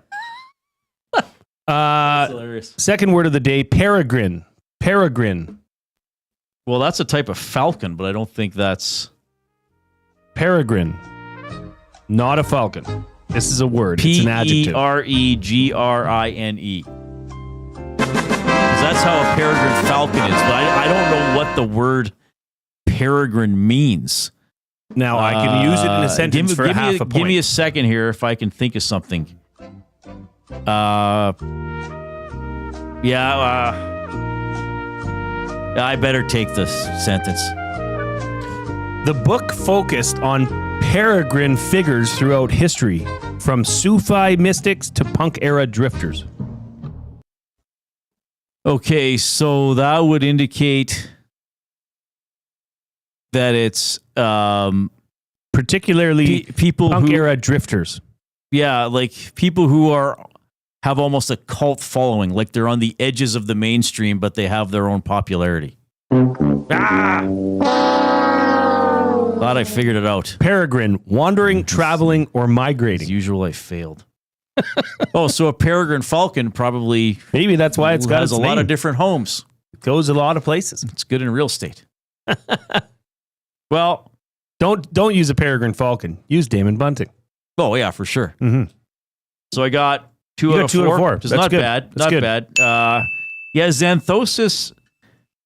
I didn't go for the simple spelling at the end, but a lot of times, if it's especially a word like that that's a little more scientific, it might have that OUS ending, right? Or so I've been led to believe. All right, amazing show, everybody. You know who really liked it? Paul Stanley from Kiss. You know who else liked it? Let's go, girls. My favorite. All right, so here's what's going to happen. We're going to do the playoff song, which is a blast. Oh, it's going already. Incredible. Yeah. The stream's going to go over at 6 o'clock to the Oil Stream pregame show presented by GCL Diesel. Tom Gazzola is at the Ice House in Ice District. On behalf of Zachary Kubish and the glue guy, Jason Milne, I'm Reid. Enjoy Game 4. Special place to play, honestly. So much history, these fans. It was great to hear their sport. Wrestling in the desert land every single night. Clubs coming up, baby, gonna be a fight. 6 games, 5 games, how about a sweep? Ticket prices, yeah, they're gonna be steep, yeah! Yeah! Come on! It's the playoffs! Crank it up! It's the playoffs! Take the cup!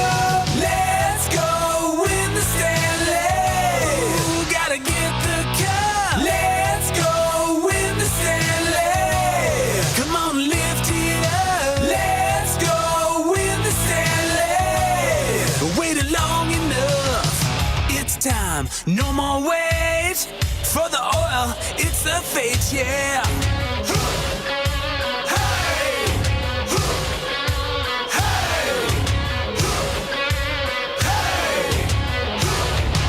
Listen, first gear, second gear, third gear, go. McDavid 97, he's a one-man show. Dry saddle, Iverson, gotta love the nude. Bruce Skinner and Picks need to be huge. Be huge. Be huge. They gotta squeeze a little